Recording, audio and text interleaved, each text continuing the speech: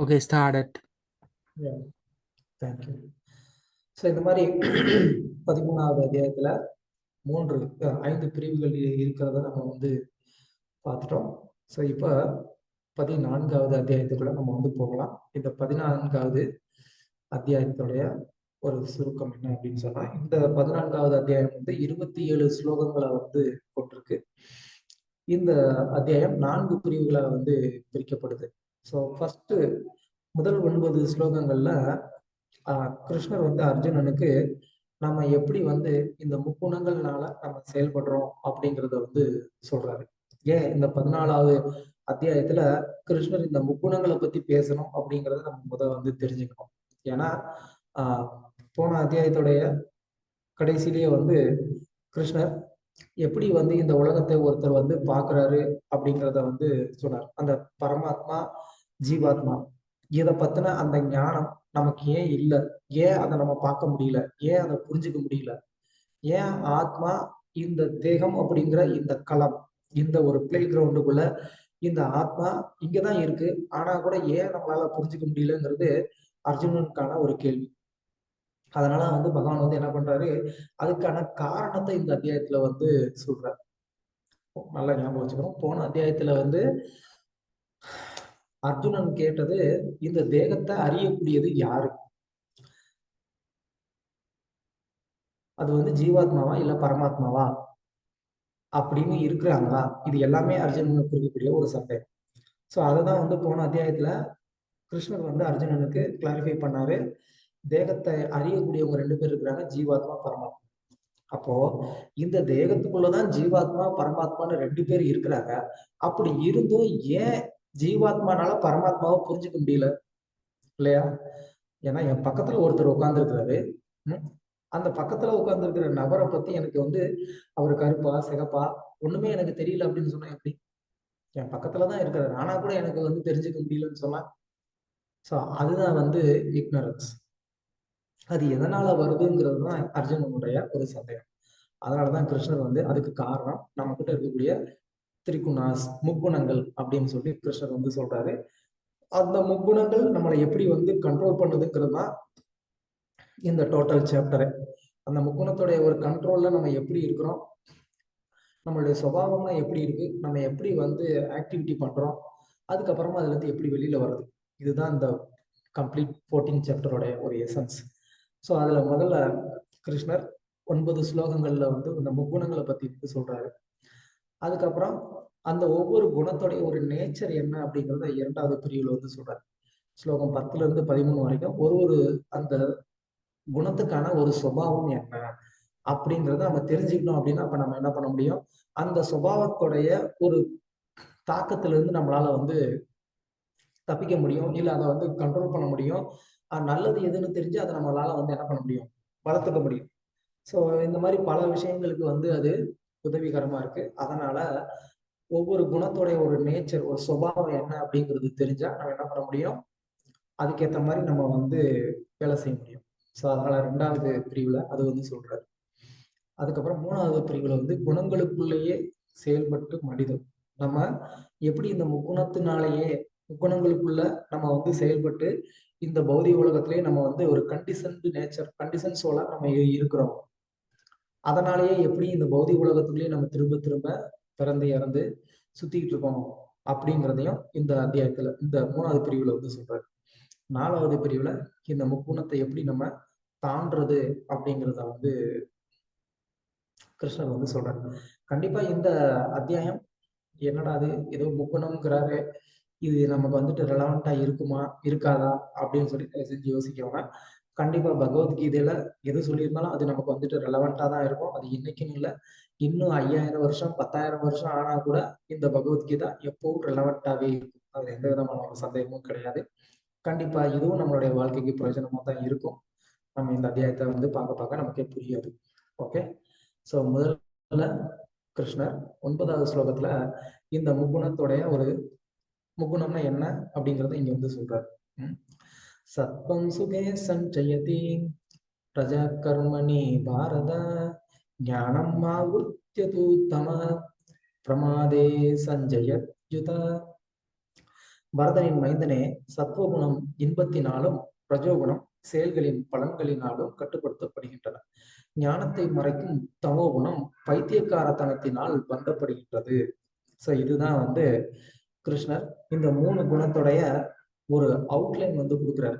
Just காமனா ஒருத்தர் வந்து எந்த குணத்துல இருக்கிறாரு அப்படின்னு சொல்லி பார்த்தோன்னே ஈஸியா தெரிஞ்சுக்கிறதுக்கு, இல்ல நமக்குள்ளேயே வந்து ஈஸியா தெரிஞ்சுக்கிறதுக்கு இது ஒரு அவுட்லைன் வந்து கிருஷ்ணர் இங்க வந்து கொடுக்குறாரு. சத்துவகுணம் அப்படிங்கிறது வந்து என்னன்னா, அந்த சத்துவகுணத்துல இயல்பாவே ஒருத்தர் வந்து சந்தோஷமா, இன்பமா, ஆனந்தமா இருப்பாரு அப்படிங்கிறது தான் அதோடைய ஒரு சுபாவம். ஏன், எதனால அப்படிங்கிறதெல்லாம் நம்ம இன்னும் பின்னாடி பார்ப்போம். பட் அதோடைய சுபாவமே எப்படி இருக்கு? அது வந்து இன்பத்தை கொடுக்கக்கூடியதா இருக்கு. ஸோ ஒருத்தர் எப்பவுமே வந்துட்டு ஒரு பீஸ்ஃபுல்லா, ஹாப்பியா இருக்கிறாரு அப்படின்னு இருந்தாருன்னா, அவரை பார்த்து நம்ம வந்து தெரிஞ்சுக்கலாம், இவர் வந்து சத்துவ குணத்துல இருக்கிறாரு அப்படின்னு சொல்லி. ஓகே. ரஜோகுணத்துல இருக்கிறவங்க வந்து எப்படி இருக்கிறாங்க? அவங்க வந்து எப்போதுமே வந்து ஒரு ஃப்ரூட்டி மென்டாலிட்டியில வந்து இருப்பாங்க. ஃப்ரூட்டி மென்டாலிட்டி அப்படின்னு சொன்னா, நான் ஒரு செயல் செய்தேன் அப்படின்னு சொன்னா, அந்த செயல்ல இருந்து எனக்கு வந்து என்ன ஆகணும்? ஒரு ரிசல்ட் கிடைச்சே ஆகணும். எனக்கு ரிசல்ட் கிடைக்கலன்னா, நான் அதுக்காக வந்து ஒரு செயல் செய்ய மாட்டேன். இதுல வந்து ரொம்ப கிளியரா இருக்கும். நம்மளே வந்து ஆஃபீஸ் போறோம். ஒரு 1 ஹவர் வந்து எக்ஸ்ட்ரா ஒர்க் பண்ணணும் அப்படின்னு சொன்னா, நம்ம என்ன பண்ணுவோம்? கண்டிப்பா அந்த 1 ஹவர் எக்ஸ்ட்ரா ஒர்க் பண்ணதுக்கு நமக்கு ஓவர் டைம் அதுக்கு வந்து சேலரி கிடைக்கணும்னு நம்ம நெனைப்போம். இல்லன்னா நம்ம அதுக்கு வந்து வேலை பண்ணுவோமா? சொல்லுங்க. மதன், வேலை பண்ணுவீங்களா நீங்க? ஃப்ரீயா ஒரு 4 ஹவர்ஸ் வேலை பண்ணுவீங்களா? ஃபுல் மனசோட செய்யறது கஷ்டம். Thank you. Thank you for your honest answer. நமக்கு முழு மனசோட அத வந்து பண்றதுக்கு முடியாது. வேற வழி இல்லாம வேணா பண்ணலாம். பண்ண மாட்டோம்னு சொன்னா வேலைய விட்டு எடுத்துட்டாங்கன்னா என்ன பண்றது? அப்படின்ற ஒரு எண்ணத்துல வேணா பண்ணலாம். ஆனா முழு மனசோட நமக்கு பண்றதுக்கு வராது. இது சத்துவ குணத்துடைய ஒரு சுபாவம். ரஜோகுணத்துடைய ஒரு சுபாவம். ரஜோகுணத்துல இருக்கிறவங்க தான் வந்து என்ன பண்ணுவாங்க?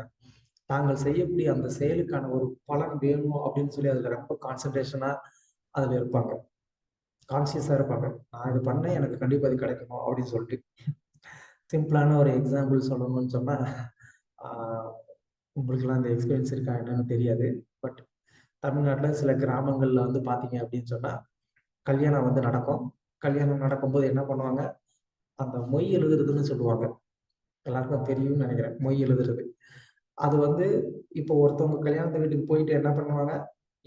ஒரு ₹1000 அவங்க வந்துட்டு மொய் எழுதியிருக்கிறாங்க அப்படின்னு சொன்னா, ஆ இவங்களுடைய வீட்டு ஃபங்ஷனுக்கு வந்துட்டு என்ன பண்ணுவாங்க?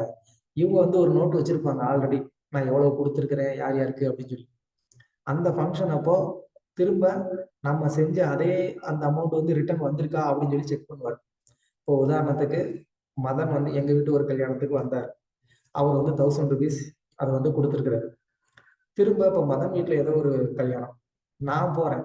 நான் வந்து ஒரு 500 தான் நான் வந்து குடுத்துட்டு வந்திருக்கிறேன் அப்படின்னு சொன்னா, அத வந்து நோட்ஸ்ல செக் பண்ணுவாரு மதன். ஆஹா! இந்த மாரி திருமலா வந்தாரு. வெறும் 500 தான் குடுத்தாரா? அவர் ஃபங்ஷனுக்கு நான் வந்து ₹1000 செஞ்சேன். ம்.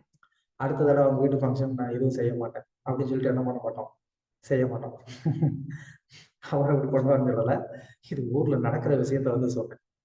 அந்த மாரி வந்து ஒரு ஃப்ரூட்டி மென்டாலிட்டியோட இருக்கிறது. இதுக்கு பேர் தான். அது வந்து என்ன? ரஜோகுணத்துல இருக்கிறது அப்படின்னு சொல்லி. ஓகே. தமோ குணம் அப்படிங்கிறது கம்ப்ளீட்டா வந்து ஒரு பைத்தியக்காரத்தனம். ஏன்னா அந்த தமோ குணத்துல நமக்கு என்ன பண்றோம்னே நமக்கு தெரியாது. ஸோ அது எல்லாருக்குமே வந்து தெரியும். பைத்தியக்காரத்தனத்துல வந்து என்ன பண்றோம்னே தெரியாம பண்ணிட்டு இருப்பாங்க. ஓகே. ஸோ இப்போ இந்த 3 குணங்களும் எப்படி ஃபங்ஷன் ஆகுது? அத நம்ம வந்து எப்படி தெரிஞ்சுக்கிறது? அப்படிங்கிறத தான் நம்ம வந்து பார்க்க போறோம். ஸோ இந்த முக்குணங்கள் வந்து நம்மள எப்படி வந்து பந்தப்படுத்துது? ஏன்னா நம்மள வந்து அதாவது பந்தப்படுத்துதுன்னா என்ன? பாண்டேஜ் இல்லன்னா கண்ட்ரோல் பண்றது. எப்படி கண்ட்ரோல் பண்றது? யாருமே பக்கத்திலேயே இல்லையே! யார் நம்மள வந்து கண்ட்ரோல் பண்றா? அப்படின்னா, அத நீங்க இந்த இமேஜ வந்து பார்க்கலாம். எப்படி வந்து ஆ பப்பட் ஷோ அப்படின்னு சொல்லுவாங்க இல்லையா? அதுல வந்து எப்படி வந்து அந்த டாய் அந்த பொம்மை வந்து ஆ கண்ணுக்கு தெரியாத அந்த ஒரு ரோப் அந்த கயர்னால வந்து என்ன செய்யப்படுது? அது வந்து மூவ்மெண்ட் பண்ண வைக்கிறாங்க. அத பார்க்கறதுக்கு அந்த பொம்மையே வந்து மூவ் ஆகுற மாரியே இருக்கும். ஆனா நிஜமா வந்து பின்னாடி இருந்து ஒருத்தர் வந்து என்ன பண்ணுவாரு? அத ரோப் வச்சு கண்ட்ரோல் பண்ணிட்டு இருப்பாரு.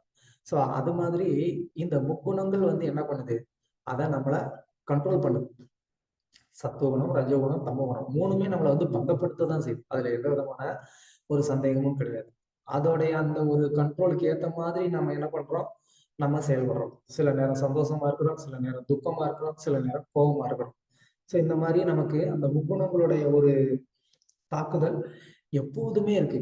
நம்ம அந்த குணத்துடைய ஒரு அந்த கண்ட்ரோல்ல இருந்து நம்ம வந்து ஒரு ஒரு செயலை செய்யறதுனாலதான் நம்மளை வந்து கண்டிஷன்டு சோல் அப்படின்னு சொல்றாங்க. கண்டிஷன் சோல்னா என்ன, ஒரு விதமான ஒரு விஷயத்துக்கு வந்து அடிக்ட் ஆகி இருக்கிறது, அதுதான் வந்து கண்டிஷன். கட்டுப்பட்டு இருக்கிறதுன்னு சொல்லுவாங்க. உங்களுக்கு ஒரு உதாரணம் சொல்லணும் அப்படின்னு சொன்னா, இப்போ காட்டுல இருந்து ஒரு யானையை வந்து பிடிச்சிட்டு வருவாங்க. அந்த யானையை வந்து பிடிச்சிட்டு வந்து என்ன பண்ணுவாங்க, அதை வந்து நல்லா வந்து ட்ரெயின் பண்ணுவாங்க. அது வந்து முதல்ல அவ்வளவு தூரம் சீக்கிரமா வந்து சொல் பேச்சு கேட்காது, அடங்காது, ரொம்ப வந்து சேட்டை பண்ணும். அதை கண்ட்ரோல்ல வச்சுக்கிறதுக்கு என்ன பண்ணுவாங்க, அந்த யானை பாகன் அவர் வந்து என்ன பண்ணுவாரு, கையில வந்து ஒரு வெப்பன் வச்சிருப்பாரு. அதுக்கு பேர் அங்குசம் அப்படின்னு சொல்லுவாங்க. அதால வந்து என்ன பண்ணுவாரு, ஒரு நல்ல வந்து ஒரு ஷார்ப்பான ஒரு கொக்கி மாதிரி இருக்கும். அதை வந்து காதுல போட்டுருவாங்க. காதுல போட்டா என்ன, காது ஓட்டையாயிரும். அப்போ பயங்கரமான ஒரு பெயினா இருக்கும் அந்த யானைக்கு. ஸோ அதை வச்சு அந்த யானையை வந்து பனிஷ் பண்ணி என்ன பண்ணுவாங்க, அந்த யானையை கண்ட்ரோல் பண்ணுவாங்க. அப்போ அந்த யானைக்கு வந்து என்ன ஆகும், இந்த அங்குசம் கையில இருந்தாலே வந்து அதுக்கு வந்து பயம் வந்துடும். ஸோ அது இருந்தாலே என்னை வந்து அடிப்பாங்க, எனக்கு வலிக்கும் அப்படின்னு சொல்லிட்டு என்ன ஆகும், அந்த யானை வந்து அந்த பயத்திலேயே வந்து கண்ட்ரோல்டா இருக்கும். சில நேரத்துல அந்த யானையை வந்து சங்கிலியால கெட்டி போடணுன்ற ஒரு அவசியமே கிடையாது. ஆனா வந்து என்ன பண்ணுவாங்க, இந்த அங்குசத்தை ஜஸ்ட் வந்து அந்த யானையோடைய காலுக்கிட்ட வைப்பாங்க. அவ்வளவுதான். வேற எதுவும் பண்ண மாட்டாங்க. அந்த யானை என்ன பண்ணும், அந்த அங்குசம் காலுக்கிட்ட இருக்கிறத பார்த்துட்டே பயந்துட்டு அது வந்து அதை தாண்டியே வந்து போகாது. ஏன்னா அது அங்குசம் வந்து என்ன ஆகும், அதை வந்து எடுத்து ஒண்ணு காதுல ஓட்ட போடுவாங்க, இல்லைன்னா கால்ல அதை வச்சு குத்தி அப்படியே அதை என்ன சொல்றான், காயப்படுத்துவாங்க. ஸோ அந்த வலிக்கு பயந்துக்கிட்டு யானை என்ன ஆகும், கண்ட்ரோல்டா இருக்கும். யானை எவ்வளவு பெரிய ஒரு உருவம், அது எவ்வளவு சக்திசாலி, ஆனா கூட அந்த யானை வந்து என்ன பண்ணுது, அந்த யானை பாகனுடைய ஒரு கமாண்டுக்கு அது வந்து கண்ட்ரோல்டா இருக்கு. ஏன் அப்படின்னா, அது கொஞ்ச காலங்களா வந்து என்ன ஆயிருக்கு, அந்த யானை பாகனால அந்த மாதிரி வந்து ஒரு ட்ரைனிங் அதுக்கு வந்து கிடைச்சிருக்கு. அப்போ அதனால அந்த யானை வந்து என்ன செய்யுது, அதுலயே வந்து கண்ட்ரோல்ட் ஆகி கண்டிஷன்ட் ஆகி என்ன பண்ணுது, நான் இதை தாண்டி போகக்கூடாது, போனா எனக்கு அடி விழுகும் அப்படின்னு சொல்லி என்ன ஆகுது, அந்த யானை அப்படியே வந்து பழகிடுது. ஸோ அதே மாதிரிதான் நம்மளும். ஒரு உதாரணம் சொல்லணும்னு சொன்னா, இப்போ அந்த ஊர்ல எல்லாம் மாடு மேய்ப்பாங்க. மாடு மேய்க்கிறவங்க என்ன பண்ணுவாங்க, அது கண்ணுக்குட்டியா இருக்கும்போது வந்து என்ன பண்ணுவாங்க, அந்த மாடை வந்து நல்லா அந்த கண்ணுக்குட்டியை வந்து ஒரு ஸ்ட்ராங்கான ஒரு மரத்துல வந்து கட்டி போடுவாங்க. அப்போ அந்த கண்ணுக்குட்டி வந்து சின்னதா இருக்கிறதுனால ரொம்ப ஃபோர்ஸா இருக்கும், பயங்கரமா வந்து அந்த அது வந்து தப்பிச்சு போறதுக்கு முயற்சி பண்ணும், அங்க இங்கேயும் ஓடுறதுக்கு வந்து முயற்சி பண்ணும், ஃபோர்ஸா வந்து அது இருக்கும். அப்போ அத ஒரு மரத்துல வந்து ஸ்ட்ராங்கான மரத்துல வந்து கட்டி போட்டுருவாங்க. கட்டி போட்டதுக்கு அப்புறமா அது எவ்வளவோ ட்ரை பண்ணி என்ன ஆகும், ஓ என்னைய வந்து கட்டி போட்டுட்டாங்க, இனிமே நான் வந்து எதுவுமே பண்ண முடியாது அப்படின்னு சொல்லி என்ன ஆயிடும், அதுக்கு வந்து ஒரு கண்டிஷன்ட் ஆயிரும். ஸோ அப்போ அதுக்கப்புறமா கொஞ்சம் ட்ரைனிங் ஆனதுக்கு அப்புறம் என்ன பண்ணுவாங்க, அந்த மாடை ஜஸ்ட் வந்து ஒரு செடியில கட்டி போட்டிருப்பாங்க. அந்த செடி நம்ம கையில இப்படி புடுங்கினாலே வந்துடும். அந்த மாதிரி ஒரு செடியில கயிறை வச்சு கட்டி போட்டிருப்பாங்க. அந்த கண்ணுக்குட்டி எங்கேயும் இழுத்துட்டு போகாது. அது அங்கேயே வந்து அந்த அந்த என்ன டிஸ்டன்ஸ் அந்த ரோப் இருக்குமோ அந்த அந்த டிஸ்டன்ஸ்க்குள்ளேயே அது வந்து சுத்திட்டு மேய்ஞ்சிட்டு இருக்கும். அதை தாண்டி அதுக்கு போறதுக்கு முடியாது. ஏன்னா அதோடைய மென்டல் என்ன வந்து ஃபிக்ஸ் ஆயிருக்கு அப்படின்னு சொன்னா, என்ன என்னை ஆல்ரெடி கயிறை வச்சு கட்டி போட்டுருக்காங்க, நான் என்ன பண்ண முடியாது, இதை தாண்டி நான் போக முடியாது அப்படின்னு வந்து அதுக்கு ஒரு எண்ணம். ஸோ அது மாதிரி நம்ம பல ஜென்மங்களா வந்து என்ன பண்ணியிருக்கிறோம், இந்த பௌதிக உலகத்துல நம்ம வந்து பிறந்து இறந்து இப்படியே வந்து இந்த முக்குணங்களுடைய கண்ட்ரோல்லயே இருந்து இருந்து இருந்து என்ன பண்ணிட்டோம், நான் இந்த உடல் தான் நான், இந்த உடலை விட்டு வெளியில போறதுக்கு எனக்கு, அதாவது நான் இந்த உடல்னே நான் நினைச்சுக்கிட்டு இருக்கிறதுனால இந்த உடலை தாண்டி ஒரு விஷயம் இருக்கு, அதை அடையிறதுக்காக நான் வந்து ஒரு பிரயத்தனம் பண்ணணும் அப்படிங்கிறதே நமக்கு வந்து மறந்தே போயிடுது. ஏன்னா இதுக்கு கண்டிஷன் ஆயிட்டோம். நம்ம இந்த உடம்புக்கும் அந்த முக்குணத்துக்குள்ளேயே நம்ம வந்து என்ன ஆயிட்டோம், நம்ம கண்டிஷன் ஆயிட்டோம். நான் ஒரு ஆண், பெண், மனுஷன், இந்த மாதிரி வந்து பலவிதமான லௌகிகமான அந்த ஒரு சிந்தனையில நம்ம என்ன ஆயிட்டோம், நம்ம வந்து கண்டிஷன் ஆயிட்டோம். ஸோ அதுதான் முக்குணத்துடைய ஒரு வேலை. அந்த முக்குணத்துடைய ஒரு முக்கியமான ஒரு டியூட்டி என்னன்னா, நம்மளுடைய அந்த ஒரிஜினலான அந்த சுபாவத்தை வந்து மறக்கடிச்சு தப்பான ஒரு ஐடென்டிபிகேஷனை இதுதான் நீ அப்படின்னு நம்ப வைக்கிறது தான் அந்த முக்குணத்துடைய ஒரு வேலை. எப்படி அந்த ஒரு கயரோ இல்ல அந்த யானையை வந்து அந்த அங்குசமோ வந்து கண்ட்ரோல் பண்ணுதோ, அது மாதிரி இந்த முக்குணம் வந்து நம்மள கண்ட்ரோல் பண்ணிட்டு இருக்கு, கண்டிஷன் ஆக்கி வச்சிருக்கு அப்படிங்கிறத நம்ம தெரிஞ்சுக்கணும். ஸோ அந்த முக்குணங்கள்னால அந்த முக்குணம்ங்கிறது என்ன அப்படின்னா, பொதுவாகவே நீங்க வந்து எந்த ஒரு ரோப் நீங்க எடுத்துக்கிட்டீங்கன்னா கூட, அந்த ரோப் வந்து என்ன 3 சின்ன சின்ன ரோப் எடுத்து என்ன பண்ணியிருப்பாங்க, அதை ஒண்ணா பைண்ட் பண்ணி ஒரு ஒரு ரோப்பா வந்து பண்ணியிருப்பாங்க. ஸோ அந்த மாதிரி தான் இந்த முக்குணம். குண அப்படின்னு சொன்னாலே என்ன அர்த்தம்னா கயிறுன்னு அர்த்தம். ஸோ அந்த கயிறு அப்படிங்கிறது இந்த குணம் அப்படிங்கிறது வந்து என்னன்னா இந்த 3 குணத்தினால அந்த ஒரு ரோப் வந்து செய்யப்பட்டிருக்கு. எனது சத்துவகுணம், தமோகுணம், ரஜோகுணம். இந்த முக்குணங்களுடைய அந்த மிக்சர்ல தான் நம்ம வந்து என்ன பண்றோம், பலவிதமான செயல்களை செய்யறோம், பலவிதமான தேகத்தை நம்ம வந்து சிருஷ்டி பண்றோம்.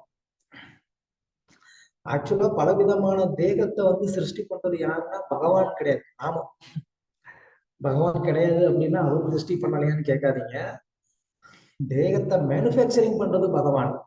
ஆனா அந்த விதத்துல வந்து ஒரு தேகம் வேணும்னு டிசைர் பண்றது யாரு? நாம. எப்படி ஒரு கார்மெண்ட் ஃபேக்டரி இருக்கு, அந்த கார்மெண்ட் ஃபேக்டரியில வந்து என்ன பண்றாங்க, பல விதமான டிசைன்ஸ் வந்துட்டு அவங்க வந்து கிரியேட் பண்றாங்க. ஜீன்ஸ் பேண்ட், டிஷர்ட், ஷர்ட், அது இதுன்னு சொல்லி கிரியேட் பண்றாங்க. அவங்க கிரியேட் பண்றது வந்து யாரை வச்சு கிரியேட் பண்றாங்க, கஸ்டமர் எந்த மாதிரி எக்ஸ்பெக்ட் பண்றாங்கிறத வச்சு என்ன பண்றாங்க, அவங்க வந்து ஒரு டிசைனை கிரியேட் பண்றாங்க. அவங்களா வந்து ஒண்ணு கிரியேட் பண்ணல. அப்ப அந்த கஸ்டமருடைய பிரைமரியா அவங்களுடைய ஒரு இன்ட்ரெஸ்ட், ஒரு டிசைர் எப்படி இருக்கு அப்படிங்கிறத பார்த்து என்ன பண்றாங்க, அவங்க வந்து டிசைன் கிரியேட் பண்றாங்க. அது மாதிரி மேனுஃபேக்சர் பண்றது வேணா அந்த கார்மெண்ட்ஸ் ஃபேக்டரி. பட் ஆனா அந்த டிசைன் இப்படி இருக்கணும் அப்படி இருக்கணும் அப்படின்னு சொல்லி அதை டிசைர் பண்றது யாரு? Common people. அது மாதிரி நாம என்ன பண்றோம், இந்த பௌதிக உடல்ல நான் தான் இந்த உடல் நினைச்சுக்கிட்டு அந்த முக்குணத்துல நம்ம வந்து என்ன பண்றோம், பலவிதமான இன்பங்களை அனுபவிக்கிறதுக்கு நம்ம வந்து விருப்பப்படுறோம். அப்போ பகவான் வந்து என்ன பண்றாரு, ஓ இந்தந்த மாதிரிலாம் நீ அனுபவிக்கணும்னு ஆசைப்படுறேன்னா அப்போ உனக்கு இந்த தேகம் வந்து செட் ஆகாது, நீ என்ன பண்ணணும், வேற வேற மாதிரி அதுக்கான தேகம்லாம் இருக்குன்னு சொல்லி என்ன பண்றாரு, அந்த மாதிரி என்ஜாய் பண்றதுக்கான ஒரு தேகத்தை பகவான் நமக்கு ஏத்த மாதிரி சிருஷ்டி பண்றாரு. ஸோ அதுதான் இங்க வந்து சொல்றாங்க. இந்த 3 முக்குணம் அப்படிங்கிறது ஒரு எக்ஸாம்பிளுக்கு நீங்க வந்து சொல்லணும்னா, இந்த டிசைனிங் ஃபீல்டுல இருக்கிறவங்களுக்கு தெரியும், இல்லைன்னா பிரிண்டிங் ஃபீல்டுல இருக்கிறவங்களுக்கு தெரியும். 3 பேசிக் கலர் வந்து எடுத்துட்டு அதுல உங்களால என்ன பண்ண முடியும், பல மல்டி கலர்ஸ் உங்களால வந்து கொண்டு வர முடியும். இந்த பச்சை, சிகப்பு, நீலம், அதாவது கிரீன், ரெட், ப்ளூ, இந்த 3ஐயும் நம்ம வந்துட்டு ஒரு பர்டிகுலரான ஒரு பெர்சன்டேஜ் அதை மாத்தி மாத்தி நம்ம வந்து மிக்ஸ் பண்ணி என்ன பண்ண முடியும், பல அன்லிமிட்டடான கலர்ஸை நம்ம அதுல இருந்து கொண்டு வர முடியும். உதாரணத்துக்கு நீங்க சொல்லணும் அப்படின்னு சொன்னா, இந்த சிகப்பு நீலத்தை வந்துட்டு நீங்க கலந்தீங்கனாலே வந்து அது ஒரு மாதிரியான ஒரு கலர் கொடுக்கும். அப்புறம் வந்துட்டு ப்ளூ, எல்லோ, இதை நீங்க வந்து கொஞ்சம் மிக்ஸ் பண்ணீங்கன்னா அது வந்து கிரீன் கலர் கொடுக்கும். அப்புறம் கிரீனும் வந்துட்டு சிகப்பும் கிரீனும் நீங்க மிக்ஸ் பண்ணீங்கன்னா அது ஒரு விதமான ஆரஞ்சு கலர் வந்து கொடுக்கும். இல்ல சிகப்பும் மஞ்சளும் நீங்க மிக்ஸ் பண்ணீங்கன்னா அது வந்து ஒரு ஆரஞ்சு கலர் கொடுக்கும். சம்திங் இந்த மாதிரி வந்து என்னன்னா நம்ம அந்த ஒரு பர்டிகுலரான ஒரு 2-3 கலர்லயே நம்மளால என்ன பண்ண முடியும், பல மல்டி கலர்ஸ் நம்மளால வந்து உருவாக்க முடியும். அது மாதிரி இந்த முக்குணங்களுடைய ஒரு காம்பினேஷன்ல நம்ம என்ன பண்றோம், பலவிதமான தேகங்களை நம்ம வந்து உருவாக்கிக்கிட்டு இருக்கோம். ஸோ அதன் அடிப்படையில தான் நமக்கு வந்து என்ன ஆகுது, நம்ம ஒரு விதமான ஒரு தன்மையில நம்ம வந்து செயல்படுறோம். இந்த முக்குணத்தோடைய ஒரு தாக்கத்தினால நம்ம என்ன பண்றோம், நம்மளுடைய தன்மை மாறுது. நம்ம கிட்ட வந்து கோபமோ இல்லைன்னா வந்துட்டு சாந்தமோ சந்தோஷமோ துக்கமோ அந்த தன்மை எப்படி வந்து இந்த முக்குணத்தினால வரும். அதுக்கப்புறமா நம்மளுடைய நடத்தை, நம்ம வந்து ஒரு ஆக்டிவா இருக்கிறது, இல்ல அமைதியா இருக்கிறது, இல்ல சோம்பேறியா இருக்கிறது, இது வந்து எப்படி வருது, அந்த குணத்தினால வருது. நம்மளுடைய வாழ்க்கையை நம்ம வந்து எப்படி எதிர்கொள்றோம், ஒரு சேலஞ்சை வந்து எடுத்துட்டு நம்ம வந்து நான் சக்சஸ் பண்ணி ஆகணும் அப்படின்ற மாதிரியான ஒரு ரொம்ப ஃபோர்ஸ்ஃபுல்லான பர்சனா இருக்கிறோமா, கிடைக்கிறது போதும்பா அப்படின்னு நம்ம இருக்கிறோமா, இல்ல அப்படின்னு சொன்னா லைஃப்பை நான் வந்து பர்பஸ்ஃபுல்லா நான் வந்து யூஸ் பண்ணணும் அப்படின்னு நினைக்கிறோமா. இதெல்லாம் வந்து அந்த தாட் எப்படி எங்க இருந்து வருது, இந்த குணத்தோடைய அடிப்படையில வருது. ஸோ இது இது வந்து நம்மள வந்து ரொம்ப பர்ட்டிகுலரா நம்மள அப்சர்வ் பண்றதுக்கு இது ரொம்ப ரொம்ப யூஸ்ஃபுல்லா இருக்கும். எனக்கிட்ட எந்த மாதிரியான தாட்ஸ் இருக்குங்கிறத வந்து நான் அண்டர்ஸ்டாண்ட் பண்ணி என்ன பண்ண முடியும், நான் அதெல்லாம் வந்து சரி பண்ண முடியும். ஸோ இந்த ரஜோகுணம் தமோ குணம்ங்கிறது நமக்கு வாழ்க்கையில அந்த அளவுக்கு அது வந்து பிரயோஜனமானது கிடையாது. அதனால இது தெரிஞ்சுக்கிறதுனால என்னன்னா, அந்த ரஜோகுண தமோ குணங்களை தவிர்த்து நம்ம என்ன பண்ண முடியும், சாத்வீக குணம்னா என்னங்கிறத ஐடென்டிஃபை பண்ணி அதை நம்மளுடைய வாழ்க்கையில நம்ம என்ன பண்ண முடியும், நம்மளால வந்து இம்ப்ரூவ் பண்ணிக்க முடியும். அதனால நம்ம லைஃப் சந்தோஷமா இருக்கும். அதுக்குதான் இதை வந்து கிருஷ்ணர் நமக்கு டீட்டெயிலா சொல்லி கொடுத்துட்டு இருக்கிறாரு. அதனால நல்லா அண்டர்ஸ்டாண்ட் பண்ணிக்க முயற்சி பண்ணணும். ஓகே. ஸோ அதுக்காக அதை தவிர்த்து அந்த முக்குணங்கள் அப்படிங்கிறது வந்து என்னன்னா, நம்மளை உடல் அளவுலையும் பாதிக்குது, மனசளவுலையும் பாதிக்குது, உணர்ச்சி எமோஷனலாவும் அது நம்மளை வந்து பாதிக்குது அப்படிங்கிறதையும் இங்க கிருஷ்ணர் வந்து சொல்றாரு. உடல் அளவுல வந்து எப்படி பாதிக்கும், நம்ம வந்து அந்த ஒரு இப்போ ரொம்ப பேஷனா இருக்கிறோம், ரொம்ப ரஜோகுணமா இருக்குன்னா என்ன பண்றோம், ரொம்ப வந்து ஆக்டிவா துருத்துருன்னு இது அதுன்னு பண்ணணும்னு சொல்லி பண்ணி என்ன செய்யறோம், நம்ம உடம்ப வந்து டயர்ட் ஆக்கிக்கிறோம். இல்லைன்னா ரொம்ப காரமான உணவு சாப்பிட்டு உடம்ப பாழாக்கிக்கும். ஸோ இந்த விதத்துல அது வந்து நம்மளுடைய உடலை பாதிக்கும். தமோ குணத்துல இருக்கிறோம்னா ரொம்ப அழுகி போன உணவு சாப்பிட்டு அப்படி நம்ம உடலை பாழாக்கிக்குவோம். இதெல்லாம் இருக்கு. மனசு ரொம்ப ரஜோகுணத்துல இருந்ததுன்னா இது வேணும் அது வேணும்னு சஞ்சலமாவே இருக்கும். தமோ குணத்துல இருந்தது அப்படின்னு சொன்னா அது வந்து எப்பயுமே தவறான ஒரு விஷயத்துக்கு மேல வந்து விருப்பப்படும். அந்த பிரச்சனை இருக்கு. எமோஷனும் வந்துட்டு நமக்கு சரியான நேரத்துல எந்த மாதிரி எமோஷனை வந்து எக்ஸ்பிரஸ் பண்றதுன்றது தெரியாம போயிடும். ரஜோகுணத்துல இருந்தோம்னா எப்பவுமே வந்துட்டு நம்ம என்ன பண்ணுவோம், ஒரு சிடுமூஞ்சின்னு சொல்லுவோம் ஒரு பக்கம். எப்ப பார்த்தாலும் வந்துட்டு டென்ஷனாவே பேசுறாரு அப்படின்னு சொல்லுவோம். அதெல்லாம் அந்த குணங்களுடைய ஒரு பாதிப்பு தான். ஸோ இந்த மாதிரி இந்த முக்குணங்கிறது நம்மள பல விதங்கள்ல வந்து பாதிக்குது. இந்த முக்குணங்கள் இன்னும் அதோடைய ஸ்பெசிஃபிக்கான ஒரு கேரக்டரிஸ்டிக் என்ன, அது நம்மளுடைய லைஃப்ல எப்படிலாம் வந்து ஃபங்க்ஷன் ஆகுது அப்படிங்கிறதெல்லாம் நம்ம இப்போ ஒரு உதாரணங்கள்லாம் நம்ம வந்து பார்க்க போறோம். அதுக்கு ஒரு டேபிள் நம்ம வந்து வச்சிருக்கிறோம்.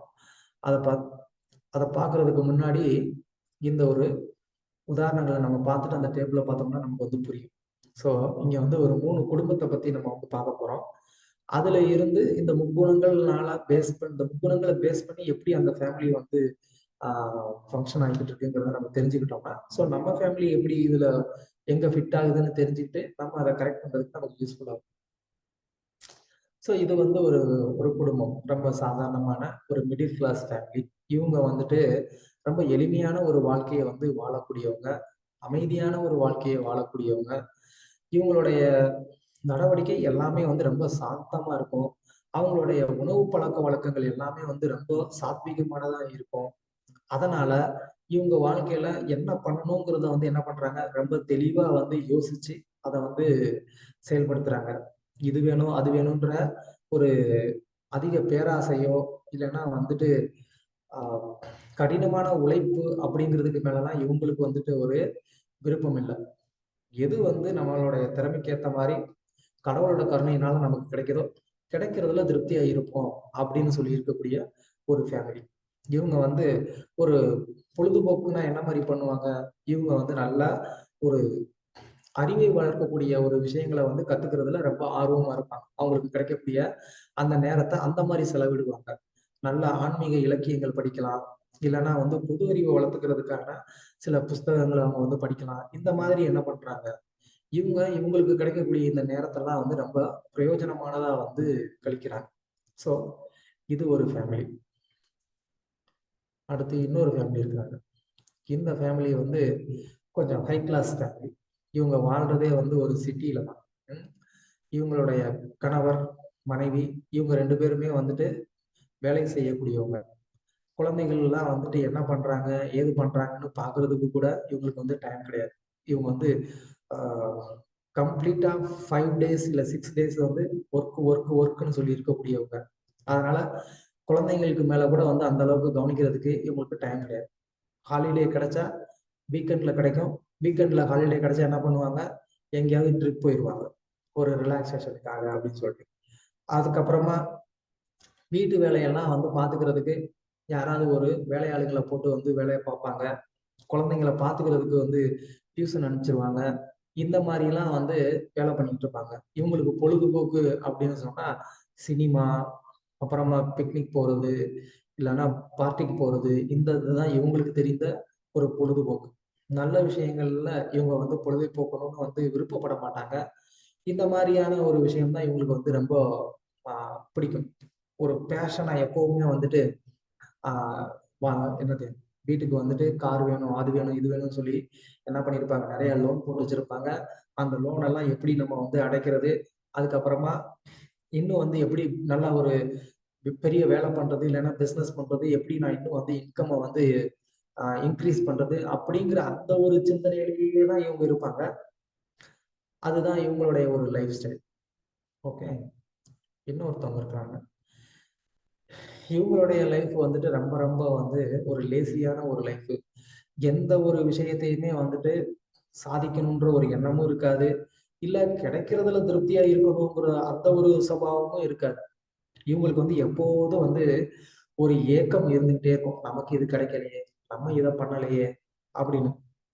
அது மட்டும் இல்லாம இவங்களுடைய ஒரு பொழுதுபோக்கு வந்து என்ன அப்படின்னு சொன்னா, எப்போதும் வந்து தவறான செயல்கள்லயே ஈடுபடுறது. மது அருந்துறது, மாமிசம் சாப்பிடுறது, தவறான பழக்கங்களை வச்சுக்கிறது, இதுதான் வந்து இவங்களுக்கு இருக்கக்கூடிய ஒரு சுபாவம். காசு அப்படின்றதே வந்து சம்பாதிக்கிறதுக்கு கடினமா உழைக்கணுன்ற அந்த எண்ணமும் கிடையாது. இல்ல நேர்மையான வழியில ஏதோ ஒண்ணு கொஞ்சம் கிடைச்சா அதுலயே சந்தோஷமா இருப்போன்றதும் கிடையாது. இவங்களுக்கு எல்லாமே வேணும். ஆனா வந்து அதெல்லாம் ஷார்ட்கட்ல வேணும். சோ அதனால என்ன பண்ணுவாங்க, எப்போதும் தப்பான வழியில வந்து பணத்தை சம்பாதிக்கிறதுன்னு யோசிப்பாங்க. எப்போதும் வந்து போதை பழக்கத்துக்கு அடிமையா இருக்கணும். அந்த இன்பம் ரொம்ப பெருசுன்னு நினைப்பாங்க. கணவன் மனைவிக்குள்ள எப்போதும் வந்து சண்டை போட்டுக்கிட்டே இருப்பாங்க. இதெல்லாம் வந்து இந்த குடும்பத்துல நடக்கக்கூடிய ஒரு விஷயம். ஸோ இப்ப ஏன் தேவையில்லாம வந்து 3 குடும்பத்த பத்தி வந்து பேசியிருக்கோம். அந்த குடும்பத்துல என்ன நடந்தா நமக்கு என்ன பிரபு? அவங்கள பத்திலாம் நம்ம ஏன் பேசணும் அப்படின்னு நம்ம நினைப்போம். அதுக்கு காரணம் இருக்கு. ஸோ இந்த 3 குடும்பமும் இந்த முக்குணங்கள வந்து பேஸ் பண்ணி அவங்களுடைய ஃபேமிலி லைஃப் வந்து இருக்கு. ஸோ அதனால நம்ம அந்த 3 குடும்பத்த வந்து பார்த்தோம். ஸோ அத தெரிஞ்சுக்கிட்டோம் அப்படின்னு சொன்னா, நம்ம நம்ம லைஃப்ல என்ன பண்றோம் அப்படிங்கிறத நம்ம தெரிஞ்சுக்கலாம். நம்ம எந்த குணத்துல இருக்கிறோங்கிறதும் தெரிஞ்சுக்கலாம். ஓகே. ஸோ இந்த சத்துவ குணம் அப்படிங்கிறது நம்ம முதல்ல பார்த்த அந்த குடும்பத்துக்கு வந்து பொருத்தமானதா இருக்கும். ரஜோகுணம் அப்படிங்கிறது 2வது பார்த்த அந்த குடும்பத்துக்கு பொருத்தமா இருக்கும். தமோகுணம் அப்படிங்கிறது 3வது பார்த்த அந்த குடும்பத்துக்கு பொருத்தமா இருக்கும். அது எப்படின்னு வந்து பார்க்கலாம்.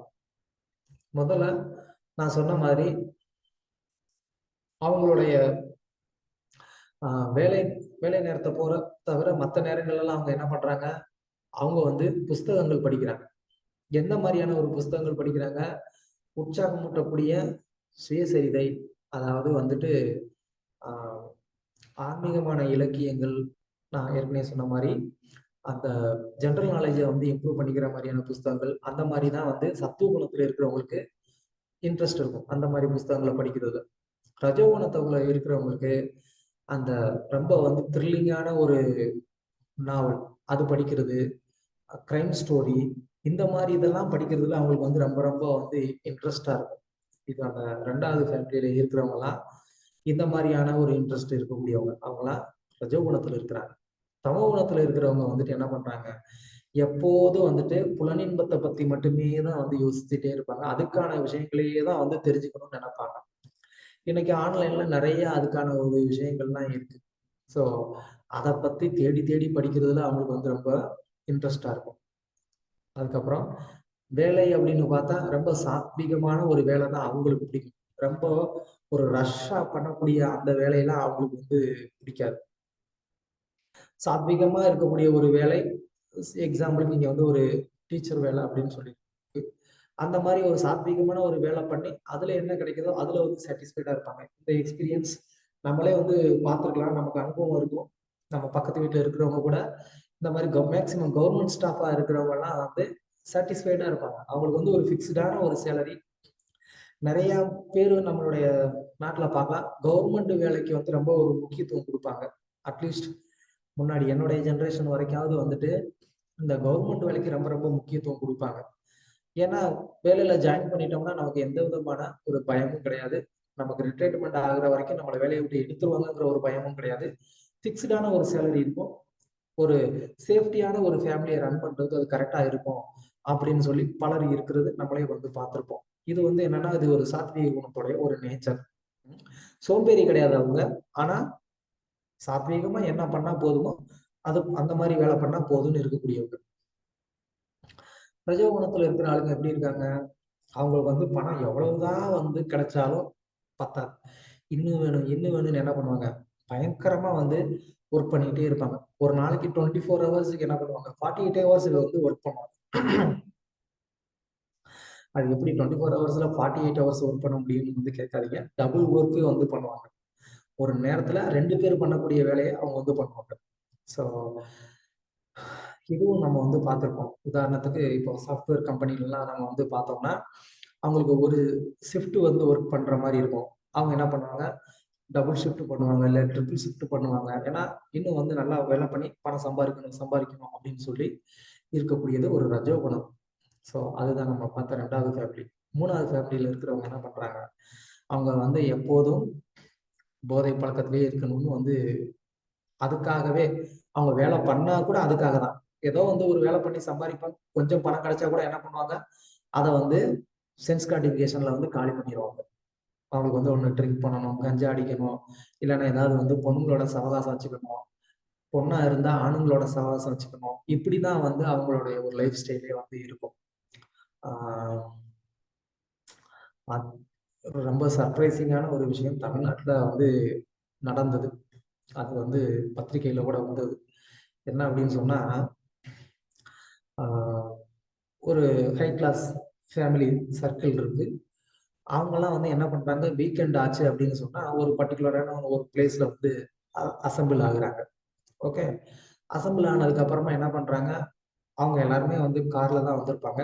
ஸோ அந்த கார் கீ வந்து என்ன பண்றாங்க, ஒரு பேஸ்கெட்குள்ள வந்து போடுறாங்க. போட்டுட்டு அந்த பேஸ்கெட்குள்ள எல்லா கார் கீ இருக்கு. யாரும் அதை வந்து பார்க்க முடியாது. அவங்க என்ன பண்ணணும், உள்ள கைவிட்டு ஒரு கார் கீயை வந்து எடுக்கணும். ஒரு ஜென்ஸ் அவர் வந்து என்ன பண்ணணும், அந்த கார் கீயை எடுக்கணும். ஏதோ ஒரு கார் கீ எடுப்பார். அவருடைய கார் கீயும் உள்ள இருக்கும். ஸோ அந்த கார் கீயை எடுத்தாருன்னா, எந்த கார் கீ வந்திருக்கோ அந்த காரோடைய ஓனர், அவருடைய மனைவி, அவர் என்ன பண்ணணும், இந்த கார் கீ எடுத்தார் இல்லையா, அவரோட வந்து போயிடும். அது மாதிரி அவருக்கு வந்து அவர் வந்து ஒரு கார் கீ எடுப்பார். அது வேற ஒருத்தருடைய கார் கீயா இருக்கும். என்ன பண்ணணும், அந்த காரோடைய ஓனருடைய மனைவி வந்து இவர் கூட போகும். இது ஒரு கல்ச்சர். சென்னையில இப்ப நடந்த ஒரு விஷயம் இது. இப்படி பண்ணிட்டு இருக்காங்க அப்படின்னு சொல்லி. இதுதான் வந்து கம்ப்ளீட்டான ஒரு தமோகுணம். எந்த அளவுக்கு வந்து கேவலமான ஒரு கல்ச்சர் வந்து நமக்கு தமிழ்நாட்டுல நடந்துகிட்டு இருக்குன்னு இதை நினைச்சு பார்க்கிறதுக்கே வந்து வருத்தமா இருக்கு. இதெல்லாம் தமோகுணத்தோடைய ஒரு வேலை. ஓகே. அதுக்கப்புறமா சத்துவகுணத்துல இருக்கிறவங்கலாம் ரொம்ப ஏர்லி மார்னிங்காவே வந்து எந்திரிப்பாங்க. அவங்களுக்கு அது வந்து ரொம்ப இன்ட்ரெஸ்டா இருக்கும். இப்பவும் வந்து பல பெரியவங்க நம்ம வந்து பார்க்கலாம். கோவிலுக்கு வந்துட்டு எப்போ காலையில கோவில் ஓப்பன் ஆகுதோ அந்த ஓப்பன் ஆகுற டைம்ல காலையில கரெக்டா வருவாங்க. அவங்களுக்கு அந்த மாதிரி எர்லி மார்னிங் வந்து எந்திரிக்கிறது அவங்களுக்கு ரொம்ப ரொம்ப பிடிச்சிருக்கும். பிடிச்சே செய்வாங்க அந்த வேலையை. அதை வந்து கஷ்டப்பட்டு செய்ய மாட்டாங்க, பிடிச்சு செய்வாங்க. இது சாத்வீக குணத்துல இருக்கக்கூடிய ஒரு சுபாவம். ஆனா ரஜகுணத்துல இருக்கிறவங்களுக்கு வந்து அந்த மாதிரி வந்து ஒரு சுபாவம் இருக்காது. அவங்க கொஞ்சம் வந்து நல்லா நைட்டெல்லாம் ஹார்ட் ஒர்க் பண்ணியிருப்பாங்க இல்லையா? ஸோ காலையில வந்து லேட்டா தான் எந்திரிப்பாங்க. அப்படியே லேட்டா எந்திரிச்சு அவங்களுடைய டே வந்து ஸ்டார்ட் ஆகுறதே காலையில 10 மணிக்கு மேல 11 மணிக்கு மேல தான் ஸ்டார்ட் ஆகும். அதுக்கப்புறமா ரொம்ப திரும்ப வந்து ரஷ்ஷா வந்து ஒர்க் பண்ணிட்டு டயர்டாகி நைட்டு லேட்டா தூங்கிடுவாங்க. இது வந்து ரஜோகுணத்துல இருக்கிறவங்களுடைய ஒரு செயல். தமோ குணத்துல இருக்கிறவங்க வந்து என்ன பண்றாங்க, கம்ப்ளீட்டா வந்து லேசினஸ் தான். எப்போதும் தூக்கத்திலேயே இருக்கிறது. அவங்க வந்து முழிச்சிருக்கிறதுனா நைட்டு கொஞ்ச நேரம் முழிச்சிருப்பாங்க. ஏன்னா நைட் நேரத்துல தானே வந்து சென்ஸ் கிராட்டிஃபிகேஷனுக்கான ஒரு நல்ல ஒரு வாய்ப்பு இருக்கு. அதனால வந்து என்ன பண்றாங்க, அவங்க நைட்டு தான் வந்து முழிச்சிருப்பாங்க. பகல்லலாம் வந்து ரொம்ப சோம்பேறியா இருப்பாங்க, தூங்கிடுவாங்க, இல்ல ஒண்ணும் பண்ணாம இருப்பாங்க. இது தமோ குணத்துல இருக்கக்கூடியது. அதே மாதிரி வந்து மியூசிக் அப்படின்னா கூட சாத்வீக குணத்துல இருக்கிறவங்களுடைய லைக் பண்ணக்கூடிய அந்த மியூசிக் ரொம்ப சாஃப்டான ஒரு மியூசிக்கா இருக்கும். ரஜோ குணத்துல இருக்கிறவங்க ரொம்ப வந்து டமால் டிமில்னு வந்துட்டு மியூசிக் அந்த மாதிரியான மியூசிக் கேட்டாதான் அவங்களுக்கு வந்து ஒரு ஆனந்தமா இருக்கும். நமக்கே இந்த எக்ஸ்பீரியன்ஸ் இருக்கும். சில நேரம் அந்த மாதிரியான ஒரு மியூசிக் கேட்டா நமக்கு தலைவலிக்கிற மாதிரி இருக்கும். ரொம்ப சாஃப்டான ஒரு மியூசிக் கேட்டா நம்ம மனசு ரொம்ப சாஃப்டா இருக்கிற மாதிரி நம்மளே ஃபீல் பண்ணுவோம். ஸோ இது வந்து தமோகுண ரஜோகுணத்துல இருக்கக்கூடிய ஒரு நேச்சர், ஒரு டிசையர். அப்புறம் தமோகுணத்துல இருக்கிறவங்க வந்து எப்படி இருக்கிறாங்க? அவங்க வந்து எப்பவுமே வந்து சண்டை தான். பயங்கரமான ஒரு சத்தம் போடுறது. ம். இதுதான் வந்து தமோகுணத்துல இருக்கக்கூடிய ஒரு சுபாவம். ஓகே. அதுக்கப்புறமா சத்துவகுணத்துல இருக்கிறவங்க லைக் பண்ற அந்த இடம்லாம் எப்படிப்பட்ட இடமா இருக்கும்? ரொம்ப சாத்வீகமான ஒரு இடமா இருக்கும். அவங்களுக்குலாம் வந்து கிராமத்து வாழ்க்கை வந்து ரொம்ப ரொம்ப பிடிக்கும்.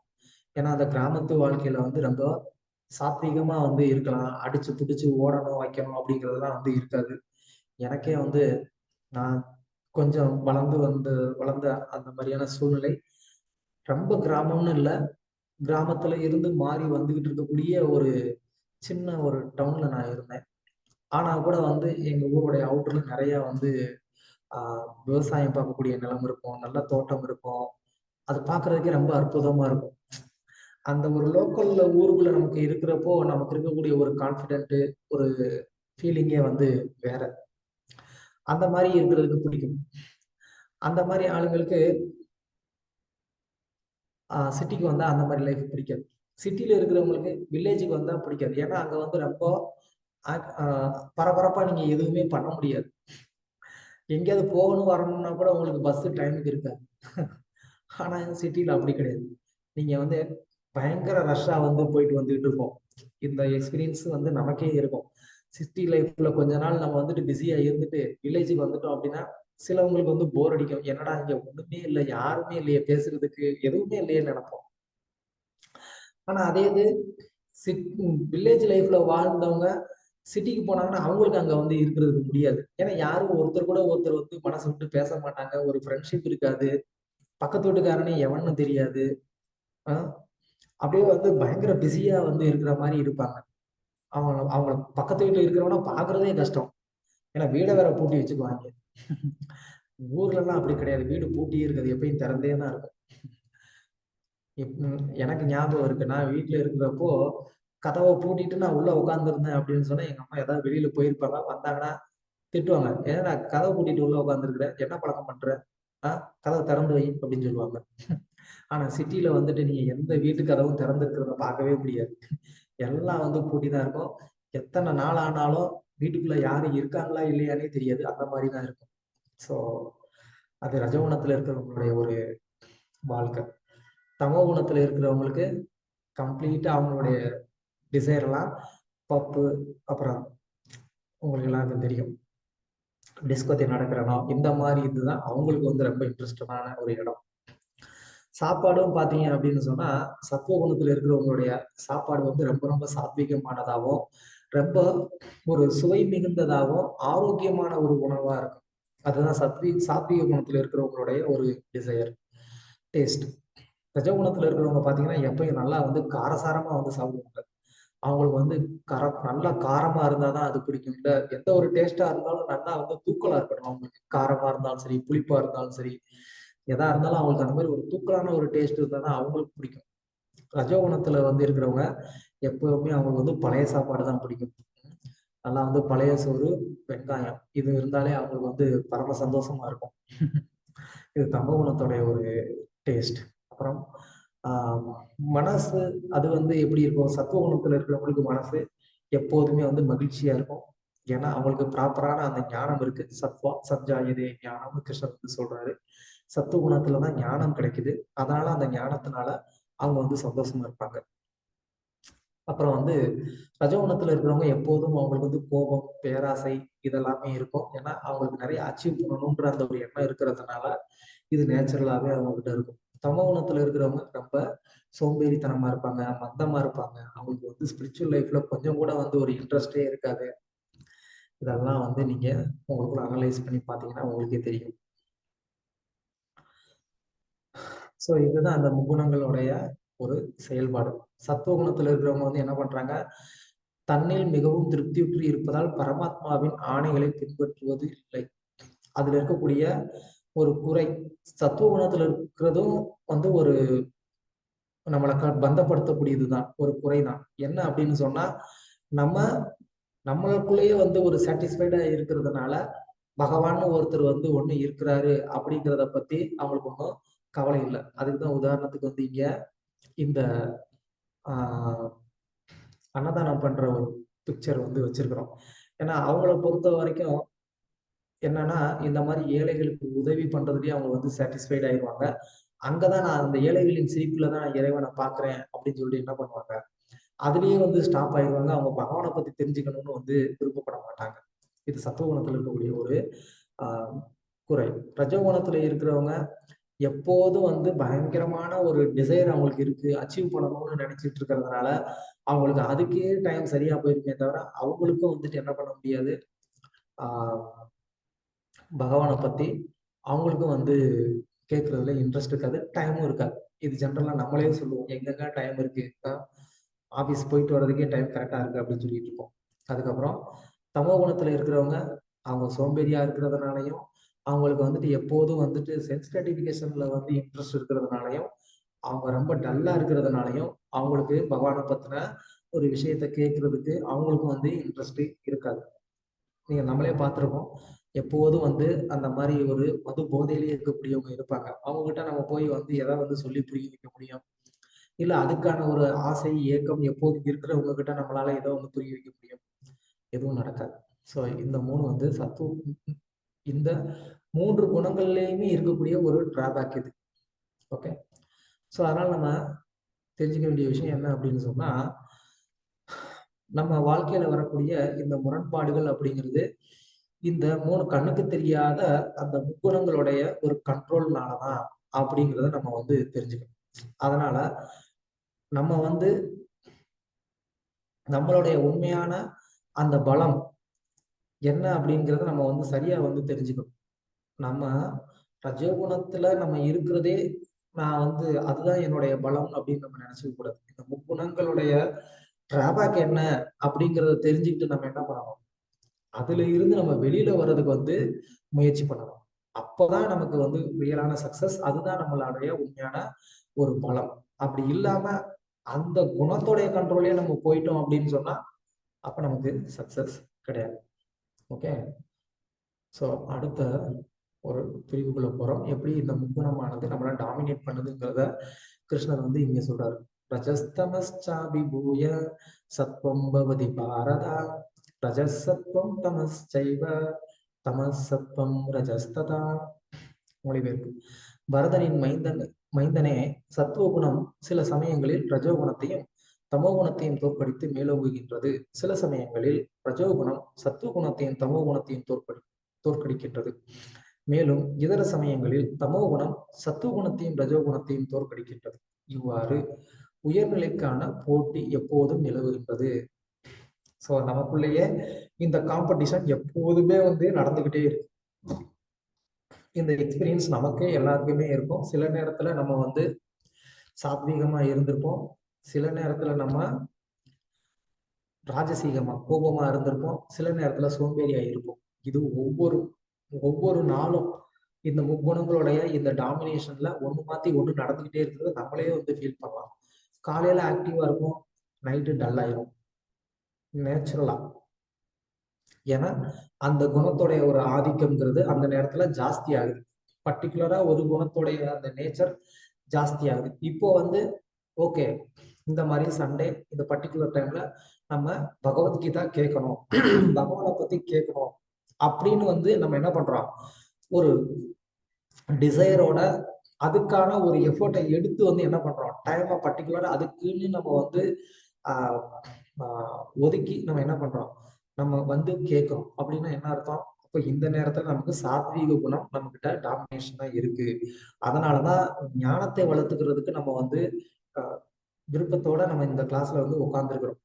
ஒரு 1 hour கேட்கணும்னு சொல்லி நம்ம இதுக்குன்னு வந்து டெடிகேட் பண்ணியிருக்கிறோம் இல்லையா.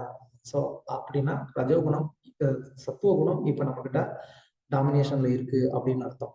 அப்படி இல்லாம பிஸியா வேற ஏதாவது ஒரு வேலை பண்ணணும்னு நினைச்சிட்டு இருக்கிறோம் அப்படின்னு சொன்னா அப்போ ரஜோகுணம் டாமினேட் பண்ணுதுன்னு அர்த்தம். எதுவுமே வேண்டாம்ப்பா, டயர்டா இருக்கு, ரெஸ்ட் எடுக்கும் அப்படின்னு நினைச்சோம்னா அப்போ தமோ குணம் டாமினேட் பண்ணுதுன்னு அர்த்தம். ஸோ இந்த மாதிரி 3 குணமும் வந்து என்ன பண்ணுது, ஒண்ணு மாத்தி ஒண்ணு ஒவ்வொரு நேரத்துல அது நம்மளை டாமினேட் பண்ணிக்கிட்டே இருக்கு. ஸோ சத்துவ குணம் அதிகரிக்கும் போது நம்ம வந்து இந்த மாதிரி ஞானத்தை வளர்த்துக்கிறதுக்கு முயற்சி பண்றோம். அது நமக்கு வந்துட்டு ஒரு சந்தோஷத்தை, மகிழ்ச்சியை வந்து கொடுக்குது சத்துவ குணம். அது சத்துவ குணத்திட்ட இருக்கக்கூடிய ஒரு சுபாவம். ரஜகுணத்துடைய தாக்கம் அதிகரிக்கும் போது நம்ம என்ன பண்றோம், அதிகமான ஒரு கோபத்தோடையும் பரபரப்பா இது பண்ணணும் அது பண்ணணும்ன்ற அந்த ஒரு கால்குலேஷன்லயே நம்ம வந்து உட்கார்ந்துட்டு இருக்கோம். ஸோ அவங்களுக்கு வந்து சைலண்டா உட்கார்றதுக்கு வந்து சாத்தியமே இல்லை. ஸோ நமக்கு இந்த மாதிரியான ஒரு எக்ஸ்பீரியன்ஸ் நமக்கு கண்டிப்பா இருந்திருக்கும். நம்ம கூட இருந்தவங்க வீட்டுல எங்கேயோ ஒருத்தவங்க வந்து இந்த மாதிரி எப்பயுமே துருன்னு ஏதாவது ஒண்ணு பண்ணிக்கிட்டே இருக்கணும் அப்படின்னு சொல்லி இருப்பாங்க. நம்ம வந்து வீட்டுல சொல்லுவாங்க, சின்ன வயசுல என்ன கூட எங்க அம்மா சொல்லுவாங்க, காலு உனக்கு ஒரு இடத்துல இருக்காதாடா, துருன்னு அங்கிட்ட இங்கிட்ட போயிட்டு வந்துகிட்டே இருக்கிறா, உட்கார்றா பேசாம ஒரு இடத்துல அப்படின்னு சொல்லி எங்க அம்மா என்னைய திட்டிருக்காங்க பல தடவை. ஸோ அது ரஜகுணத்துடைய ஒரு நேச்சர். அதுக்கப்புறம் தமோ குணத்துல இருக்கிறதுனால நமக்கு எந்த ஒரு வேலையும் செய்யறதுக்கு ஒரு இன்ட்ரெஸ்ட் இருக்காது. இப்போ நீங்க வந்து மேக்சிமம் நீங்க பார்க்கலாம், ஒரு இந்த மாதிரி எந்த வேலையும் செய்யாம அப்படியே படுத்து கிடக்கிறவங்களெல்லாம் நம்ம இங்க இந்தியால நிறைய பேரை வந்து பார்க்கலாம்.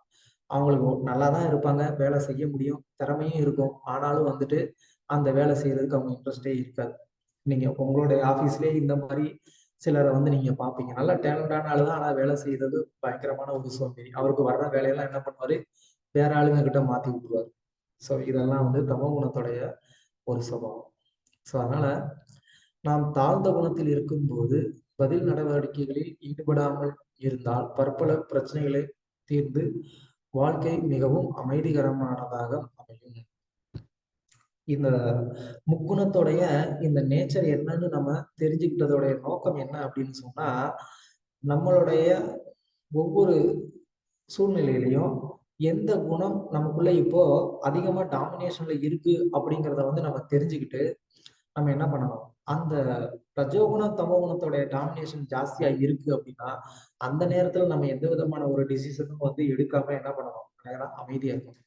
அப்ப நம்ம வந்து அந்த மாதிரி அமைதி ஆயிட்டோம்னா நமக்கு அந்த அது வந்து பல பிரச்சனைகள் வந்து வராம அது வந்து தடுக்கும்.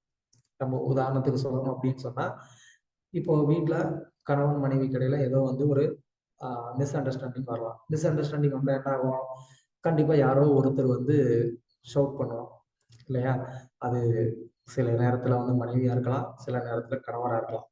அப்போ அந்த ஷவுட்டிங், அந்த டென்ஷன், கோபம் அப்படிங்கிறது எது, அது ரஜோகுணத்துடைய ஒரு வெளிப்பாடு. இப்ப எதுக்கு இருக்கிறவங்க அந்த மாதிரி ரஜோகுணத்துல வந்து செயல்படுறாங்க அப்படின்னு சொல்லி நமக்கு தெரிஞ்ச உடனே நம்ம என்ன பண்ணணும், பதிலுக்கு நம்மள வந்து ஷவுட்டிங், நம்மளும் வந்து கத்தணும். அப்பனா வந்து பீஸ்ஃபுல்லா இருக்குமா, பண்ணக்கூடாது. அதை தெரிஞ்சுக்கிட்டு நம்ம என்ன பண்ணணும், சைலண்டா இருக்கணும். ஓகே, அவங்க பேசி முடிக்கட்டும், சைலண்ட் ஆகட்டும், நம்ம அவங்களுக்கு என்ன சொல்லணுமோ அதை வந்து சாத்வீகமா எடுத்து சொல்லலாம் அப்படின்னு சொல்லி நமக்கு அந்த ஒரு ஞானம் நமக்கு அந்நேரம் வரணும். அது வந்தது அப்படின்னு சொன்னா நம்ம என்ன பண்ணலாம், பல பிரச்சனைகளை தடுக்கலாம். இல்லைன்னா என்ன பண்ணுவோம், பதிலுக்கு நம்மளும் வந்து ஷவுட் பண்ணி அந்த பிரச்சனைய பெருசாக்கும்.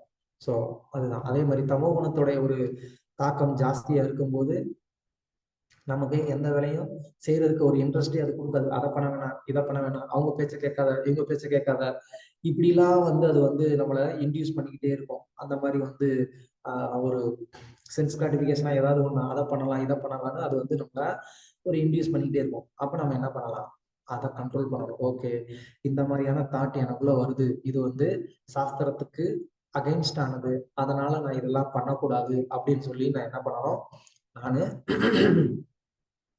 என்னுடைய மைண்டை வந்து கண்ட்ரோல் பண்ணும். ஸோ அதுக்கு தான் நம்ம இந்த முக்குணங்களை பத்தி தெரிஞ்சுக்கிறோம். ஓகே, அதுக்கப்புறம் இன்னொரு பாடம் நம்ம கத்துக்க வேண்டியது என்ன அப்படின்னா, நான் என்ன மாதிரி இருக்கிறேன் அப்படிங்கிறத நம்ம தெரிஞ்சுக்கிறதுக்காக தான் இது நம்ம வந்து இதை பொருத்திட்டு இருக்கிறோமே தவிர, இப்ப சொன்ன இந்த குவாலிட்டி எல்லாம் வச்சு ரைட்டு, பிரபு சொன்னது அப்படியே வந்து என்னுடைய கணவருக்கு வந்து பொருந்துது இல்லை அப்படின்னு சொன்னா, பிரபு சொன்னது அப்படியே என் மனைவிக்கு பொருந்துது, இல்லைன்னா பிரபு சொன்னது அப்படியே வந்து என் கூட அந்த வேலை பார்க்குறாரு அந்த பர்சனுக்கு அப்படியே கரெக்டா வந்து பொருந்துது. ஆமா ஆமா கரெக்ட் தான், அவர் வந்து தமோ குணம், அது இனிமே அவர்கிட்ட கேர்ஃபுல்லா இருந்துக்கிறேன் அதுக்காக மட்டும் கிடையாது. அவங்க கிட்ட அதை நம்ம வெளிப்படுத்தணுன்ற அவசியம் இல்லை. அதை தெரிஞ்சுக்கிட்டு நம்ம தூரமா இருந்துக்கலாம், அதுல வந்து தப்பு இல்லை. ஆனா ரொம்ப முக்கியமா நமக்குள்ள எப்படி இருக்குங்கிறத நம்ம வந்து தெரிஞ்சுக்கணும். எனக்குள்ள எந்த குணம் டாமினேஷன்ல இருக்கு, நான் ரஜகுணத்துல இருக்கேனா, தமோ குணத்துல இருக்கேனா, சத்துவ குணத்துல இருக்கேனாங்கிறத எனக்குள்ள இருக்கக்கூடிய அந்த குணத்தை வந்து தெரிஞ்சுக்கிட்டு நான் என்ன பண்ணணும், அந்த ரஜோகுண தமோ குணத்தை வந்து கண்ட்ரோல் பண்ணணும். ஏன்னா அது நமக்கு ஆன்மீக வாழ்க்கைக்கு அது அந்த அளவுக்கு வந்துட்டு யூஸ்ஃபுல் கிடையாது. ரஜோகுணம் வந்து என்ன பண்ணும், நம்மளை சென்ஸ் கிராட்டிபிகேஷன்லயே வந்து இழுத்துட்டு போவோம். அதிகமா உழைக்கணும், சம்பாதிக்கணும்னே இழுத்துட்டு போவோம். தமோ குணம் கம்ப்ளீட்டா இக்னரன்ஸ்ல அது கொண்டு போய் விட்டுரும். சாத்வீக குணம் தான் என்ன பண்ணும், நம்மளுக்கு பகவானை பத்தின ஞானத்தை வந்து கேட்கறதுக்கு ரொம்ப உதவி பண்ணும். அதனால இதை தெரிஞ்சுக்கிட்டு நமக்குள்ள இருக்கக்கூடிய இந்த ரஜோகுண தமோ குணங்களை கண்ட்ரோல் பண்றதுக்கு நம்ம பயன்படுத்திக்கணும். மற்றவங்கள்ட்ட நம்ம இதை வந்து காமிச்சு அவங்கள வந்து இன்சல்ட் பண்றதுக்கோ இல்லைன்னா வந்து அவங்கள வந்து நெக்லெக்ட் பண்றதுக்காகவோ நம்ம இதை வந்து தெரிஞ்சுக்கலாம். நெக்லெக்ட்னா ஒரு டிஸ்டன்ஸ் க்ளோஸ் ரிலேஷன்ஷிப் வச்சுக்கணும், அவ்வளவுதான். ரொம்ப சிம்பிளா சொல்லணும்னா டிஸ்டன்ஸ் க்ளோஸ் ரிலேஷன்ஷிப் வச்சுக்கணும். அது இருந்தது அப்படின்னு சொன்னா ப்ராப்ளம் இல்லை. ஓகே. அது மட்டும் இல்லாம இன்னும் நம்ம தெரிஞ்சுக்க வேண்டியது என்ன அப்படின்னு சொன்னா, நாம் இந்த குணங்களுடன் போராடி கொண்டுள்ள தருணத்தில் கிருஷ்ணன் நமது நடவடிக்கைகளுக்கு சாட்சியாக இருக்கிறார், குணங்களுக்கு அப்பாற்பட்டவராக திகழ்கிறார். ஸோ பரமாத்மா நம்மளுடைய ஹிருதயத்துக்குள்ளதான் இருக்கிறாரு. ஸோ இந்த முக்குணம் வந்து இந்த தேகத்தை தான் கண்ட்ரோல் பண்ணுது. அப்ப இந்த தேகத்துக்குள்ளதான் பரமாத்மாவும் இருக்கிறாரு. அப்ப அந்த குணம் அவரை கண்ட்ரோல் பண்ணுமா அப்படின்னு கேட்டா அந்த குணம் அவரை கண்ட்ரோல் பண்ணாது. ஏன்னா பகவான் வந்து அந்த முக்குணங்களுக்கும் மாஸ்டரா இருக்கிறாரு. அவர் வந்து அந்த முக்குணங்களுக்கும் அதிபதியா இருக்கிறதுனால அந்த முக்குணம் வந்து இவரை கண்ட்ரோல் பண்ணாது. நம்ம வந்து 7வது அத்தியாயத்திலேயே வந்து பார்த்தோம், தெய்வீ பிரகிருதி ஆசிரிதாய இல்ல என்னது மம மாயா துரத்தியா மாயாம் ஏதாம் தரத்திது. ஸோ கிருஷ்ணர் வந்து என்னுடைய இந்த மாயா சக்தி அப்படிங்கிறது நம்ம அவர் நம்மளோட அதிக பயங்கரமான சக்தி கொண்டது அப்படின்னு கிருஷ்ணர் சொல்லியிருக்கிறாரு. ஆனா அது அவருடைய சக்தி, அது அவரோட சக்தி வாய்ந்தது கிடையாது. ஸோ அதனால அவர் அந்த குணங்களுக்கு உட்பட்டவர் கிடையாது. அவர் நம்மளை வந்து சாட்சியா இருந்து பார்த்துக்கிட்டு இருக்கிறார். ஓ, இவன் வந்து இந்த மாதிரி சத்துவ குணத்தை வளர்க்கணும்னு முயற்சி பண்றானா, அப்போ இவனுக்கு நான் வந்து உதவி பண்றேன் அப்படின்னு சொல்லி பகவான் வந்து என்ன பண்ணுவாரு, அதை பார்த்து நமக்கு உதவி பண்ணுவார்.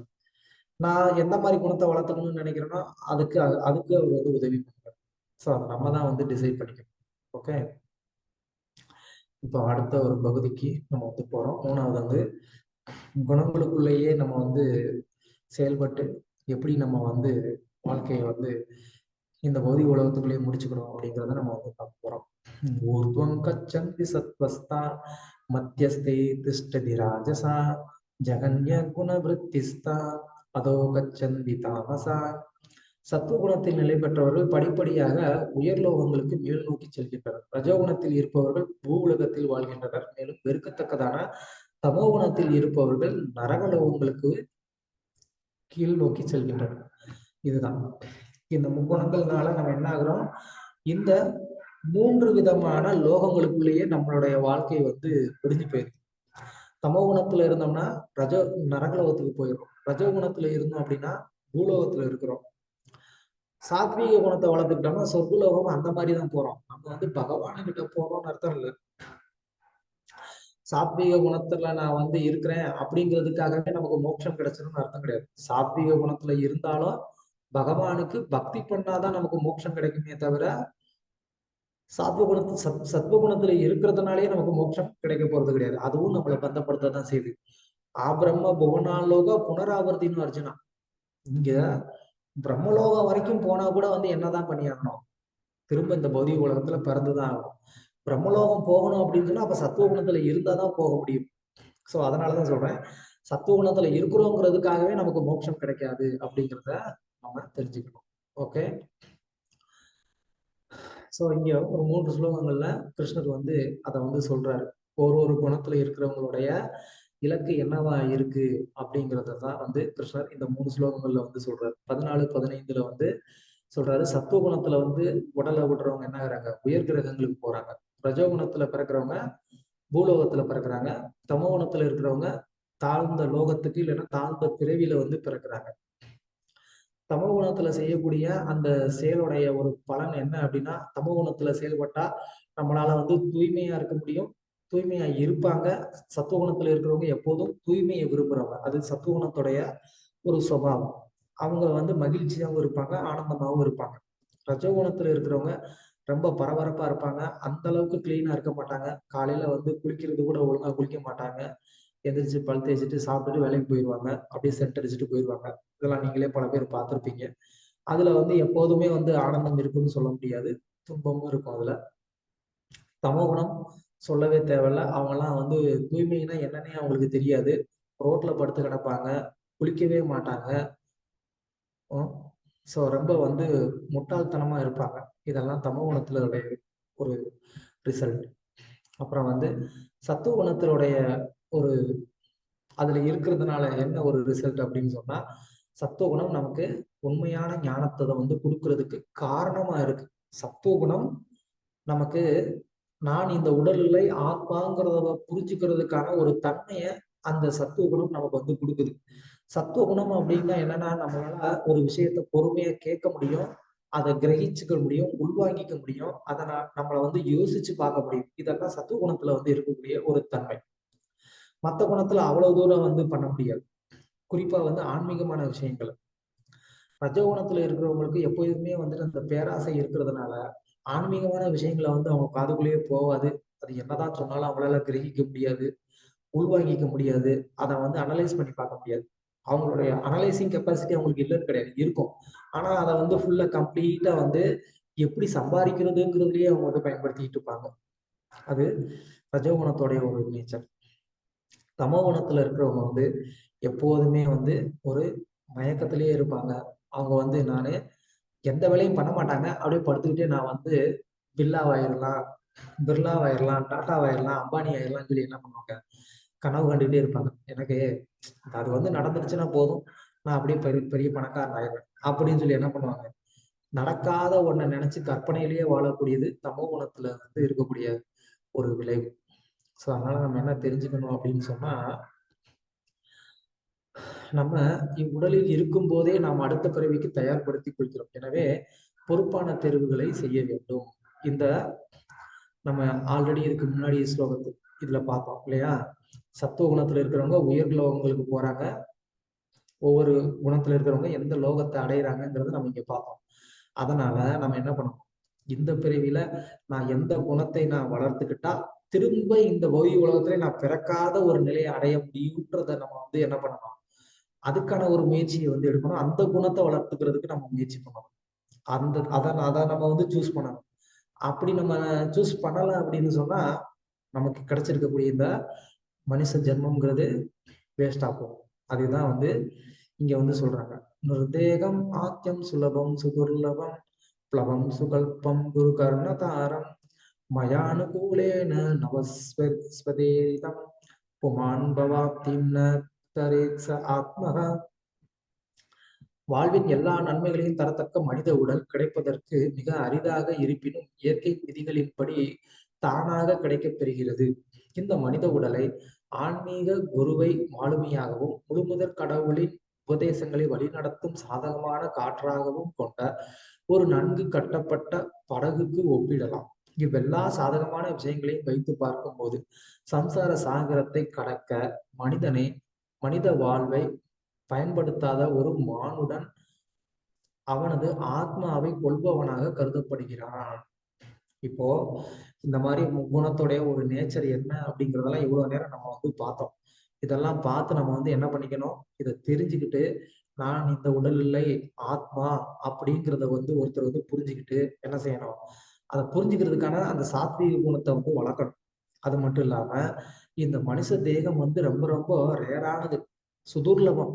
ரொம்ப ரொம்ப ரேரா தான் இந்த மனித பிறவி ஒருத்தருக்கு வந்து கிடைக்குது. 84 லட்சம் வகையான ஜீவராசிகள்ல பலவிதமான தேகங்களை வந்து எடுத்து கடைசியில் நமக்கு இந்த மனித பிறவி வந்து கிடைச்சிருக்கு. இந்த மனித பிறவியில நாம இந்த முக்குணங்களை வந்து என்ன பண்ண முடியும், தாண்டி வெளியில வர முடியும். அதுக்கு இந்த மனித பிறவியில வாய்ப்பு இருக்கு. ஆனா நம்ம அதுக்காக அந்த வாய்ப்பை நம்ம பயன்படுத்தாம நம்ம விட்டுட்டோம் அப்படின்னா நம்ம தான் நம்மளை கொன்னது, வேற யாரும் கிடையாது. ஆத்மகா அப்படின்னு சொன்னா ஆத்மாவை கொல்றது. நம்ம ஆத்மாவை வேற யாரும் கொல்ல தேவையில்லை, நம்மளே தான் கொல்லுறோம். ஆத்மாக்கு மரணம் கிடையாது. கொல்றது அப்படின்னு சொன்னா என்ன அர்த்தம்? இந்த ஒரு உயர்ந்த ஒரு மனித பிறவி கிடைச்சதை நம்ம வந்து என்ன பண்றோம், அதை மிஸ் பண்ணிட்டு போய் ஒரு நாயாவோ பூனையாவோ பிறக்கிறதுக்கு நம்மளே காரணமாயிடுறோம். அதுதான் இங்க வந்து சொல்றாங்க. இயற்கையின் விதிகளின்படி தானாகவே அது கிடைக்குது, என்னுடைய செயலுக்கு ஏத்த மாதிரி. அப்போ நான் என்ன பண்ணணும், அது நடக்காம இருக்கணும்னா இந்த மனித பிறவியை நான் சரியா வந்து பயன்படுத்தணும். எப்படி வந்து ஒரு போட்டு வந்து ஒரு நதியை கடலை கடக்கிறதுக்கு ஹெல்ப்ஃபுல்லா இருக்கோ, அதே மாதிரி இந்த மனித பிறவிங்கிறது இந்த சம்சார சாகரத்தை கடக்கிறதுக்கு அது வந்து ஒரு உதவியா இருக்கு. அதை எப்படி கடக்கிறது, அந்த போட்டை எப்படி நம்ம வந்து டிரைவ் பண்றது அப்படின்னா நமக்கு தெரியாது. நம்ம என்ன பண்ணலாம், அதுக்கு வந்து ஒரு ஆன்மீக குருவை வந்து நம்ம சரணடைஞ்சு என்ன பண்ணணும், அவர்கிட்ட அந்த போட்டை ஒப்படைச்சிடணும். நீங்க வந்து என்ன பண்ணுங்க, தயவு செய்து எங்களுக்கு இந்த போட்டை வந்து சேல் பண்ணுங்க, அதாவது வழி நடத்துங்க அப்படின்னு சொல்லி நம்ம அவர் கையில கொடுத்துட்டோம்னா, அவர் வந்து என்ன பண்றாரு, நமக்கு பகவானுடைய அந்த இன்ஸ்ட்ரக்ஷன் சாஸ்திரங்கள் எல்லாம் வந்து நமக்கு சொல்லி கொடுத்து நம்மள ப்ராப்பரா வந்து சரியான பாதையில வழி நடத்தி போறாரு. அப்போ இந்த மனித பிறவி கிடைச்சதை நம்ம சரியா பயன்படுத்தினதாகும். இல்லை அப்படின்னா நம்ம அதை துஷ்பிரயோகம் இல்லைன்னா மிஸ்யூஸ் பண்ணது இல்ல தவற விட்டதா வந்து அர்த்தம். ஓகே, ஸோ இதுல இருந்து நம்ம கத்துக்க வேண்டிய விஷயம் என்னன்னா, மரணம் என்பது துன்பங்களின் முடிவல்ல, அது இந்த பயணத்திலிருந்து அடுத்த பயணத்தை தொடர்வதே. எனவே இறைவனின் திருநாட்டிற்கு திரும்பி செல்லும் சரியான விமானத்தில் ஏறும். ஸோ நம்ம வந்து இந்த உடலை விட்டுட்டோம் அப்படின்னா நம்ம மொத்தமா எல்லாமே முடிஞ்சிருச்சு அப்படின்னு நம்ம வந்து நினைச்சுக்கிறோம். விஞ்ஞானிகள் பொறுத்த வரைக்கும் அப்படித்தான் வந்து சொல்றாங்க. பட் ஆனா வந்து உண்மை அது கிடையாது. அது நம்ம ஆல்ரெடி வந்து பல அத்தியாயங்கள்ல நம்ம வந்து பார்த்துருக்குறோம். நம்மளுடைய கர்ம வினைக்கு ஏற்ற மாதிரி நம்ம என்ன பண்றோம், பல பிறவிகள் நம்ம வந்து பிறந்துகிட்டு தான் இருக்கிறோம். அப்போ இந்த உடலை விடுறதுங்கிறது என்ன, இந்த மனித பிறவியில இருந்து நான் வேற ஒரு ஜீவராசி வேற ஒரு தேகத்துக்கு நான் போறதுக்கான ஒரு பிரயாணம் தான் இப்ப நான் பண்ணிக்கிட்டு இருக்கிறது. இந்த மனித பிறவியில நான் வாழ்ந்துகிட்டு இருக்கேன் அப்படிங்கிறது என்ன, இந்த தேகத்தை பயன்படுத்தி நான் வேற ஒரு ஜீவராசியா மாறுறதுக்கு நான் இப்ப வந்து அந்த பிரயாணத்தை நான் பண்ணிட்டு இருக்கிறேன்னா, இல்ல இந்த தேகத்தை நான் பயன்படுத்தி நான் வந்து பகவான் கிட்ட போறதுக்கான ஒரு பிரயாணத்தை நான் பண்ணிட்டு இருக்கிறேன்னா அப்படின்னு ஒருத்தர் வந்து யோசிச்சு பார்க்கணும். அதை யோசிச்சு நம்ம என்ன பண்ணணும், நம்மளுடைய பிரயாணத்தை சரியான ஒரு வழியில நம்ம வந்து தேர்ந்தெடுத்து போகணும். அப்படி இல்லை அப்படின்னு சொன்னா நம்ம ஒரு உடல் மாறி இன்னொரு ஒரு உடல் மாறிக்கிட்டு இருக்க அந்த ஒரு பிரயாணத்திலேயே நம்ம போய்கிட்டே இருக்க வேண்டியதான். ஓகே, ஸோ இப்போ அடுத்த ஒரு பிரிவு எப்படி அந்த முக்கோணத்தை வந்து நம்ம தாண்டுறது அப்படிங்கிறத இப்போ வரைக்கும் நம்ம முக்குணம்னா என்ன, அது நம்மளை வந்து எப்படி கண்ட்ரோல் பண்ணுது, அந்த முக்குணத்தோடைய ஒரு சுபாவம்லாம் என்ன அப்படிங்கிறத இப்போ வரைக்கும் பார்த்துட்டோம். இப்போ அந்த முக்குணத்தை எப்படி தாண்டி வெளியில வர்றது அப்படிங்கிறத நம்ம தெரிஞ்சுக்கணும். ஸோ கிருஷ்ணர் வந்து சொல்றாரு, குணான்யேதான் அதித்யத்ரின் தேகி தேக சமுத்பவான் ஜன்ம மிருத்யு ஜரா துக்கே விமுக்தோ அமிர்தம் அஸ்னுதே. ஸோ கிருஷ்ணர் இங்க இந்த குணத்தை கடந்து வர்றதுக்கான வந்தா என்ன ஒரு பெனிஃபிட் கிடைக்குங்கிறத இந்த ஸ்லோகத்துல வந்து சொல்றாரு.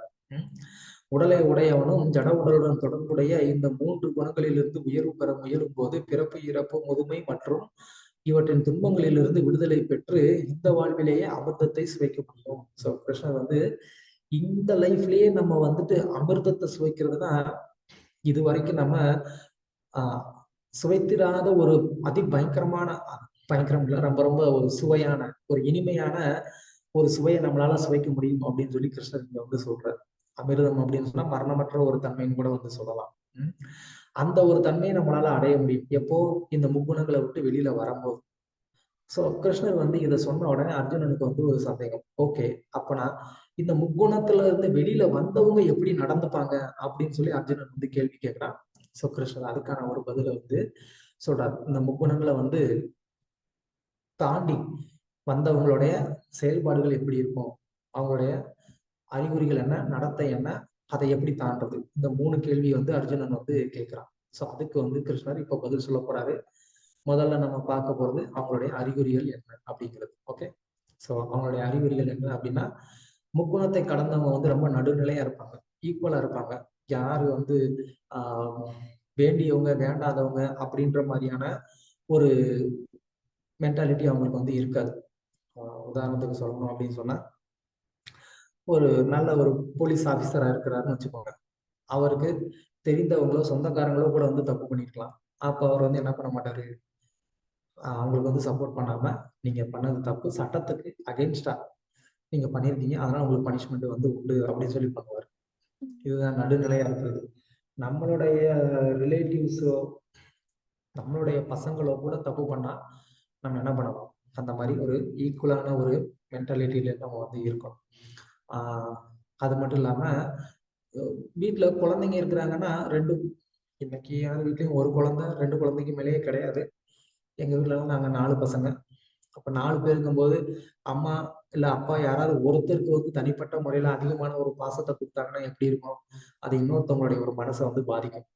ஸோ பொதுவா அந்த மாதிரி இல்லாம நம்ம என்ன பண்ணணும், ஈக்குவலா எல்லாருக்கிட்டையும் அன்பா இருக்கணும். அவங்க அப்படி இருப்பாங்க, அந்த குணத்தை கடந்தவங்க. அதுக்கப்புறம் சமநிலையில இருப்பாங்க. அவங்கள வந்து மத்தவங்க யாராவது அவங்கள வந்துட்டு தூண்டுனாங்கன்னா கூட அவங்க வந்து என்ன பண்ண மாட்டாங்க, அதனால வந்து அஜிடேட் ஆக மாட்டாங்க.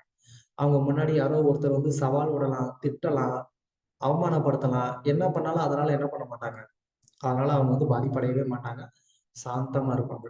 அதுக்கப்புறம் அவங்களுக்கு வந்துட்டு இது வேணும் அது வேணும்ன்ற ஒரு ஆங்ஸைட்டி இருக்காது, அந்த ஒரு ஏக்கம் இருக்காது.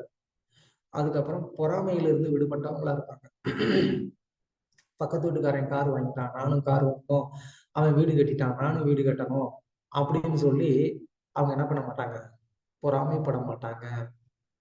அதுக்கப்புறம் நம்ம தெரிஞ்சுக்க வேண்டியது என்னன்னா, நம்ம வாழ்க்கையில வந்து இந்த விஷயங்கள்ல இருந்துலாம் நம்ம வந்து வெளியில வரணும் அப்படின்னு நினைச்சோம்னா, அதாவது நடுநிலையா இருக்கணும், சமநிலையா இருக்கணும், பொறாமையில இருந்து விடுபடணும் அப்படின்னா அதுக்கு என்ன தேவை, நான் இந்த உடல் இல்லை அப்படின்ற அந்த ஒரு மென்டாலிட்டிக்கு ஃபர்ஸ்ட் நம்ம வரணும். அந்த ஒரு ஞானத்தை நம்ம வளர்த்துக்கணும். அப்பதான் நம்மளால என்ன பண்ண முடியும், இதையெல்லாம் கடந்து வெளியில வர முடியும். நான் இந்த உடல்னு நினைச்சுக்கிட்டு இருக்கிற வரைக்கும் நமக்கு இந்த ஒரு தன்மை வர்றது வாய்ப்பு இல்லை.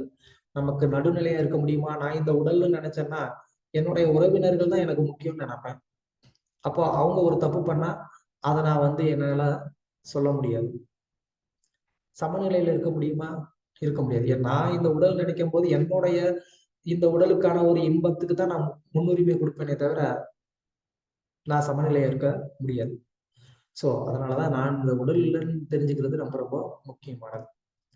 அதுக்கப்புறம் நம்மிடம் இல்லாததை எண்ணி நாம் ஏங்குவது வரப்போகா வரப்போகாத எதிர்காலத்துக்காக தற்போதைய சந்தோஷத்தை பறித்து விடுகிறது.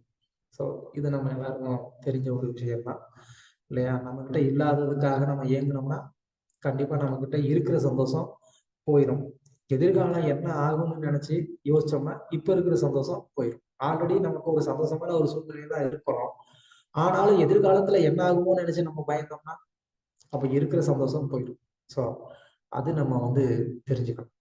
அதுக்கப்புறமா அவருடைய நடத்தை வந்து எப்படி இருக்கும்னு வந்து சொல்றாரு. முக்குணங்களுடைய கடந்தவங்களுடைய நடத்தை எப்படி இருக்கும், எல்லா சூழ்நிலைகளிலும் உறுதியாக இருக்கிறார். எல்லா சூழ்நிலைகள்னா எது எது புகழ்ந்தாலோ இல்லைன்னா வந்து பழி சுமத்தினாலோ 2 டைம்லயும் அவர் வந்து ஈக்குவலா அமைதியா இருக்கிறார். அவரை வந்து அவமானப்படுத்தினாலும் சரி, இல்லைன்னா வந்து புகழ்ந்தாலும் சரி, அப்பவும் வந்து கரெக்டா இருக்கிறாரு. இன்பமா இருந்தாலும் சரி, துன்பமா இருந்தாலும் சரி, அப்பயும் வந்து ஒரே மாதிரியே இருக்கிறாரு. அவருக்கு விரும்பினது நடந்தாலும் சரி, நடக்காட்டினாலும் சரி, அப்பயும் ஒரே மாதிரியே இருக்கிறார். அதுக்கப்புறம் எல்லார்கிட்டையுமே சமமா இருக்கிறாரு. அவருக்கு வந்து எல்லாமே வந்து ஈக்குவல் தான். அவருக்கு வந்து ஒரு சாதாரண மண்ணா இருந்தாலும், கல்லா இருந்தாலும், பொண்ணா இருந்தாலும் எல்லாமே அவருக்கு வந்து ஒண்ணுதான். அவரை பொறுத்த வரைக்கும் அது வந்து ஒரு பௌதிகமான ஒரு வஸ்து. அது எனக்கு கிருஷ்ணரை கொடுக்காது அப்படிங்கிறதுல தெளிவா இருக்கிறதுனால அதுக்கு மேல அவருக்கு வந்து ஒரு டிஃபரன்ஸும் கிடைக்காது. பாக்குறது கிடையாது. தங்கம் அப்படின்னு சொன்னா தங்கம் எனக்கு வேணும் அப்படின்னு எடுத்துக்க போறது கிடையாது. மண்ணா இது எனக்கு தேவையில்லைன்னு அதை வந்து ஒதுக்க போறதும் கிடையாது. எது கிடைச்சாலும் பகவானுடைய சேவையில யூஸ் பண்ண முடிஞ்சா யூஸ் பண்ண போறாரு, இல்ல அப்படின்னா அதை பத்தி அவர் கண்டுக்கவே போறது கிடையாது. அவ்வளவுதான். அவருக்கு வந்து நண்பனும் கிடையாது, எதிரியும் கிடையாது. அவர் எல்லாருக்குமே நண்பர். அதுக்கப்புறமா மனம் போன போக்கில் எதுவும் நடப்பதில்லை. ஸோ கிருஷ்ணரிடம் சரணடைந்து ஆன்மீக பயிற்சி உறுதியாக உள்ளார். இதெல்லாமே வந்து அவருடைய ஒரு நடத்தை. ஓகே. ஸோ எப்படி இதை வந்து நம்ம தாண்டுறது அப்படின்னு கேட்டா, மாம்சயோபியபிச்சாரேன பக்தி யோகேன சேவதே சகுணான் சமாதித்யைதான் பிரம்ம பூயாய கல்பதே. எந்த சூழ்நிலையிலும் தவறாமல் எனது பூர்ண பக்தி தொண்டில் ஈடுபடுபவன் ஜட இயற்கையின் குணங்களை உடனடியாக கடந்து பிரம்மன் நிலைக்கு வந்தடைகிறான். இதுதான் கிருஷ்ணர் நமக்கு இங்க கொடுக்கக்கூடிய கடைசி இன்ஸ்ட்ரக்ஷன். நம்ம பக்தி பண்றதுனால என்ன பண்ண முடியும், இந்த முக்குணங்களை கடக்க முடியும் அப்படிங்கிறது கிருஷ்ணர் நமக்கு கொடுக்கக்கூடிய ஒரு கேரண்டி. கண்டிப்பா வந்து இந்த பக்தியினால ஒருத்தர் மிக உன்னதமான குணங்களை வளர்த்துக்க முடியும். உன்னத சாத்வீக நிலையை அவரால் அடைய முடியும். அதுல எந்த விதமான ஒரு சந்தேகமும் இல்லை. அதுக்கு பல விதமான சாட்சியா பக்தர்கள் பல பேர் இருக்கிறாங்க. நமக்கே வந்து இந்த பக்தி செய்ததுக்கு அப்புறமா நம்ம கிட்ட வந்து பலவிதமான சேஞ்சஸ் ஏற்பட்டிருக்கிறத நம்மளே பார்க்க முடியும். இதுக்கு முன்னாடி பல விஷயங்கள் நமக்கு வந்துட்டு ஆசை இருக்கும், இது வேணும் அது வேணும்னு. பக்தி தொண்டுக்கு வந்ததுக்கு அப்புறமா நம்ம கிட்ட அந்த ஒரு ஆசை குறையிறத நம்மளே வந்து பார்க்க முடியும். ஸோ கண்டிப்பா இந்த பக்தி தொண்டு அப்படிங்கிறது சக்தி வாய்ந்தது. அது நம்ம கிட்ட இருக்கக்கூடிய எல்லா விதமான அந்த தீய பழக்கங்கள் எல்லாம் வந்து ஒழிக்கக்கூடிய சக்தி பகவான் கிருஷ்ணருக்கு செய்யக்கூடிய அந்த பக்தி தொண்டுல இருக்கு.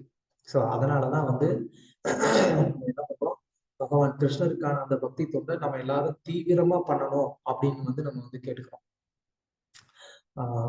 பாகவதத்துல வந்து என்ன சொல்லிருக்குன்னா, அகாம சர்வகாமோவா மோட்சகாம உதாரதி தீவிரேன பக்தி யோகேன எஜதே புருஷம் பரம். ஸோ ஒருத்தருக்கு வந்து ஆசையே இல்லைன்னாலும் பரவாயில்ல, இல்ல ஒருத்தருக்கு எல்லா விதமான ஆசையும் இருக்குன்னாலும் பரவாயில்ல, இல்ல ஒருத்தருக்கு மோட்சம் தான் வேணும்னாலும் பரவாயில்ல, என்ன பண்ணணும், தீவிரமான பக்தி தொண்டு செய்யணும் அப்படின்னு சொல்லி. யாருக்கு? பகவான் கிருஷ்ணருக்கு தீவிரமான பக்தி தொண்டு செய்தோம் அப்படின்னு சொன்னா, பயங்கரமான ஆசையை வச்சிருக்கக்கூடிய ஒரு நபர் கூட வந்து என்ன ஆகுறாரு, அந்த ஆசைகள்ல இருந்து வெளியில வர்றாரு. இல்ல எனக்கு மோட்சம் தான் வேணும்னு நினைக்கிறவர் கூட வந்து என்ன ஆகுறாரு, மோட்சமே எனக்கு தேவையில்லைங்க, கிருஷ்ணரை நான் நினைச்சிட்டு எங்கேயாவது ஒரு மரத்தடியில உட்கார்ந்துருந்தா அதுவே எனக்கு போதும் அப்படின்ற மாதிரியான ஒரு மனநிலைக்கு வந்துடுறாங்க.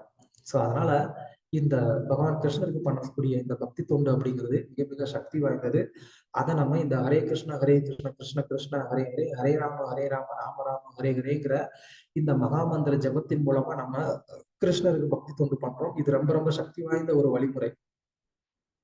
அதனால எல்லாருமே வந்து இந்த சக்தி வாய்ந்த ஒரு வழிமுறைய தீவிரமா நீங்க வந்து எடுத்துக்கிட்டு ஏகபக்தியில் விசிஷ்யரேன்னு கிருஷ்ணர் வந்து 7வது அத்தியாயத்துல பகவத்கீதையிலேயே சொல்லியிருக்கிறார். தேசா நித்யாபியுக்தானா ஏகபக்தி விசிஷ்யரே. எனக்குன்னு பண்ணக்கூடிய அந்த ஒரு பக்தி, நான் மட்டுமேனு வந்து வச்சிருக்கக்கூடிய அந்த ஒரு பக்தி, அதுதான் விசேஷமானது, அதுதான் எனக்கு ரொம்ப பிரியமானதுன்னு கிருஷ்ணர் வந்து சொல்றாரு. ஸோ அப்படி ஒரு ஸ்ட்ராங்கான ஸ்திரமான ஒரு பக்தியை நம்ம வந்து கிருஷ்ணருக்கு பண்ணோம்னா, இன்னைக்கு நம்ம பார்த்த இந்த முக்குணங்களுடைய அந்த நேச்சர் அது எல்லாத்துல இருந்து நம்மளால என்ன பண்ண முடியும், வெளியில வர முடியும். ஓகே. ஸோ கடைசியாக நம்ம தெரிஞ்சுக்க வேண்டிய ஒரு பாடம் என்னன்னா, குணங்கள் நம்மை கட்டுகிறது, கிருஷ்ணர் நம்மை விடுவிக்கிறார். குணங்கள் நம்மை பந்தப்படுத்துகிறது, கிருஷ்ணர் நம்மை முக்தி அடைய செய்கிறார். ஸோ நம்ம காரணம் குணசங்க அஸ்ய சத் அசத் யோனி ஜென்மசுன்னு வந்து பகவத்கீதையில கிருஷ்ணரை வந்து அடுத்த அத்தியாயத்துல வந்து சொல்றாரு. அதாவது நம்ம ஒரு நல்ல பிறவியோ கெட்ட பிறவியோ இந்த பௌதிக உலகத்திலேயே பிறந்து சுத்திக்கிட்டு இருக்கிறதுக்கு காரணம் என்னன்னா அது குணம் தான். சோ இந்த பௌதிக உலகத்துக்குள்ள நம்ம இருக்கிற வரைக்கும் பல உடலுக்கு மாறிக்கிட்டே இருக்கும். அப்படின்னா என்ன, அந்த குணம் நம்மள பந்தப்படுத்துதுன்னு அர்த்தம். அதுல இருந்து யார் நம்மளை விடுவிக்க முடியும்? கிருஷ்ணர் தான் விடுவிக்க முடியும். சோ அதனால கிருஷ்ணர் கிட்ட முழுமையா சரணடைந்து நம்ம பக்தி பண்ணோம் அப்படின்னு சொன்னா நம்ம இந்த பிறப்பு இறப்புல இருந்து விடுதலை அடையலாம். ஓகே. ஸோ 14வது அத்தியாயம் நம்ம என்ன பார்த்தோம் அப்படிங்கிறத ஒரு சின்ன ரீகேப் பண்ணிடலாம். ஸோ முக்குணங்கள், அதுல வந்து அந்த முக்குணங்கள் என்ன, அதுல அதோடைய ஒரு அவுட்லைன் என்ன அப்படிங்கிறத நம்ம வந்து ஃபர்ஸ்ட் பார்ட்ல வந்து பார்த்தோம். அது மட்டும் இல்லாம அது எப்படி வந்து ஃபங்க்ஷன் ஆகுது, அதுல நாம வந்து எங்க இருக்கிறோங்கிறதையும் நம்ம வந்து பார்த்தோம். ஸோ 2வது அந்த முக்குணத்துடைய ஒரு ஆதிக்கம் எப்படி இருக்கு, அதோடைய தன்மை என்ன அப்படிங்கிறத நம்ம 2வது பார்ட்ல வந்து பார்த்தோம். 3வது பிரிவுல வந்துட்டு அந்த குணத்துக்குள்ள நம்ம எப்படி வந்து கண்ட்ரோல் ஆகி நம்ம இந்த பௌதிக உலகத்துக்குள்ளேயே வந்து ஒரு லோகத்துக்குள்ள நம்ம எப்படி வந்து பிறந்து இறந்து நம்ம சுத்திக்கிட்டு இருக்கோங்கிறத வந்து பார்த்தோம். 4வது பிரிவுல நம்ம அதை எப்படி வந்து தாண்டுறது அப்படிங்கிறத நம்ம வந்து பார்த்தோம். முக்குணத்தை கடந்தவர்களுடைய ஒரு நடவடிக்கை, அறிகுறிகள், அப்புறமா அதை எப்படி தாண்டுறதுங்கிறதையும் நம்ம வந்து பார்த்தோம். Okay. Hare Krishna. Thank you very much. யாருக்காவது ஏதாவது கேள்விகள் கருத்துக்கள் இருந்தா சொல்லலாம்.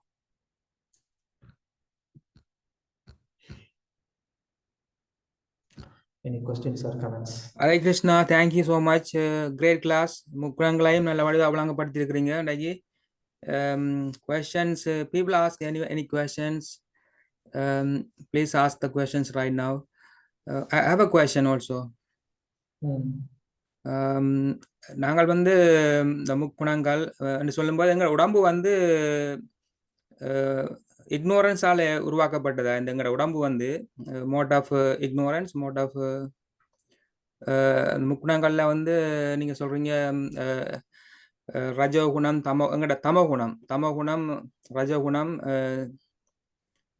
சாத்விக குணம் எங்கட உடம்பு வந்து mainly made out of ignorance ஒரு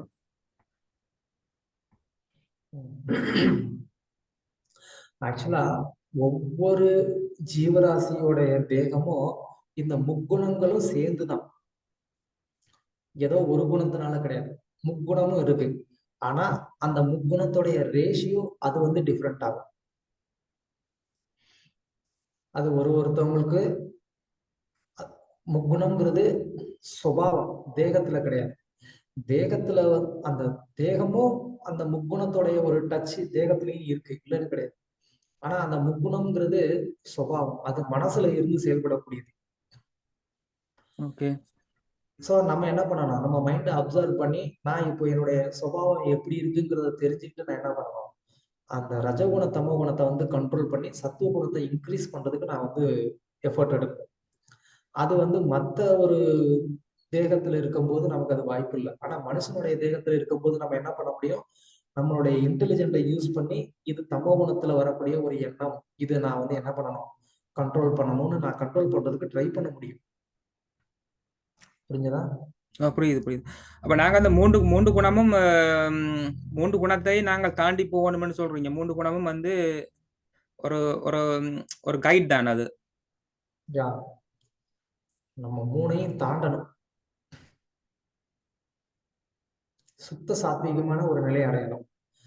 ஆனா சாத்வீக குணம் அப்படிங்கிறது என்னன்னா, அந்த சுத்த சாத்வீகமான குணத்தை அடையிறதுக்கு அது வந்து ஒரு டோர் ஸ்டெப்பா இருக்கு. அது நமக்கு வந்துட்டு ஒரு வழிகாட்டியா இருக்கு.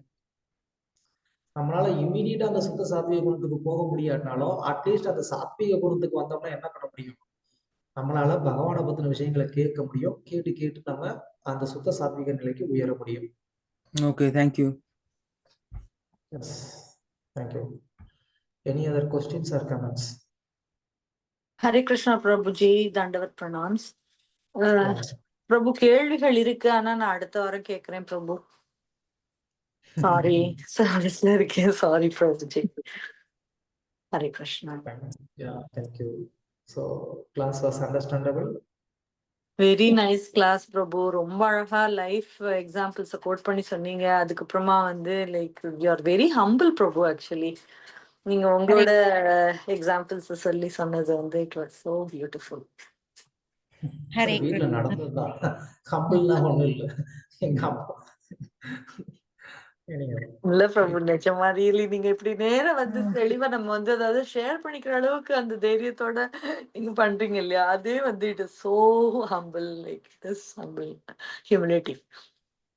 Hare Krishna. Thank you so much, Mataji, Pitaji. Hare Krishna. Yeah, you want to say something? Oh, Hare Krishna. So nice. Okay, you got the point? Yeah, got the point. Good. Hare Krishna. If you are happy and satisfied, then definitely Krishna also will be happy. My purpose of taking this class is so success. Yeah, Hare Krishna. That's all. Hare Krishna. Thank you. Nice. Thank you. Hare Krishna. Any other questions or comments? Vishnupriya Mataji, சுகமா இருக்கீங்களா? இல்ல பிரபு, ஒரு 2 வாரம் கொஞ்சம் உடல்நிலை சரியில்லாத நான் அமைதியா இருந்து கேட்டுட்டு இருக்கிறேன். அதான் அவங்க ஒன்னும் பேசாம இருக்கிறீங்களே, அதான் கேக்குறேன் நான். அதான் ஓகே, உடம்பு பார்த்துக்கோங்க. Yeah, thank you. Any other questions or comments? Mostly எல்லாருக்கும் கிளாஸ் அண்டர்ஸ்டாண்ட் பண்ற மாதிரி இருந்ததா? மதன், நல்லா புரிஞ்சிருக்கு சாமி. Yeah, thank you. அதுதான் important. Yeah.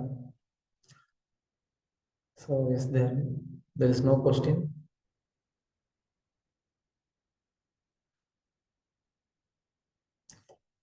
Okay. Shall we end the class?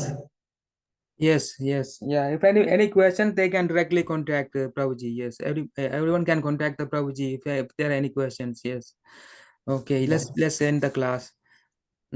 Thank you very much. Hare Krishna. वाञ्छाकल्पतरुभ्यश्च कृपासिन्धुभ्यश्च पतितानां पावनेभ्यो वैष्णवेभ्यो नमो नमः।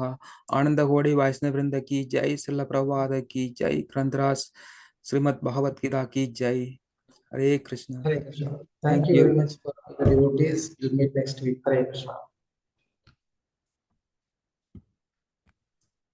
Hare Krishna. हरे कृष्ण।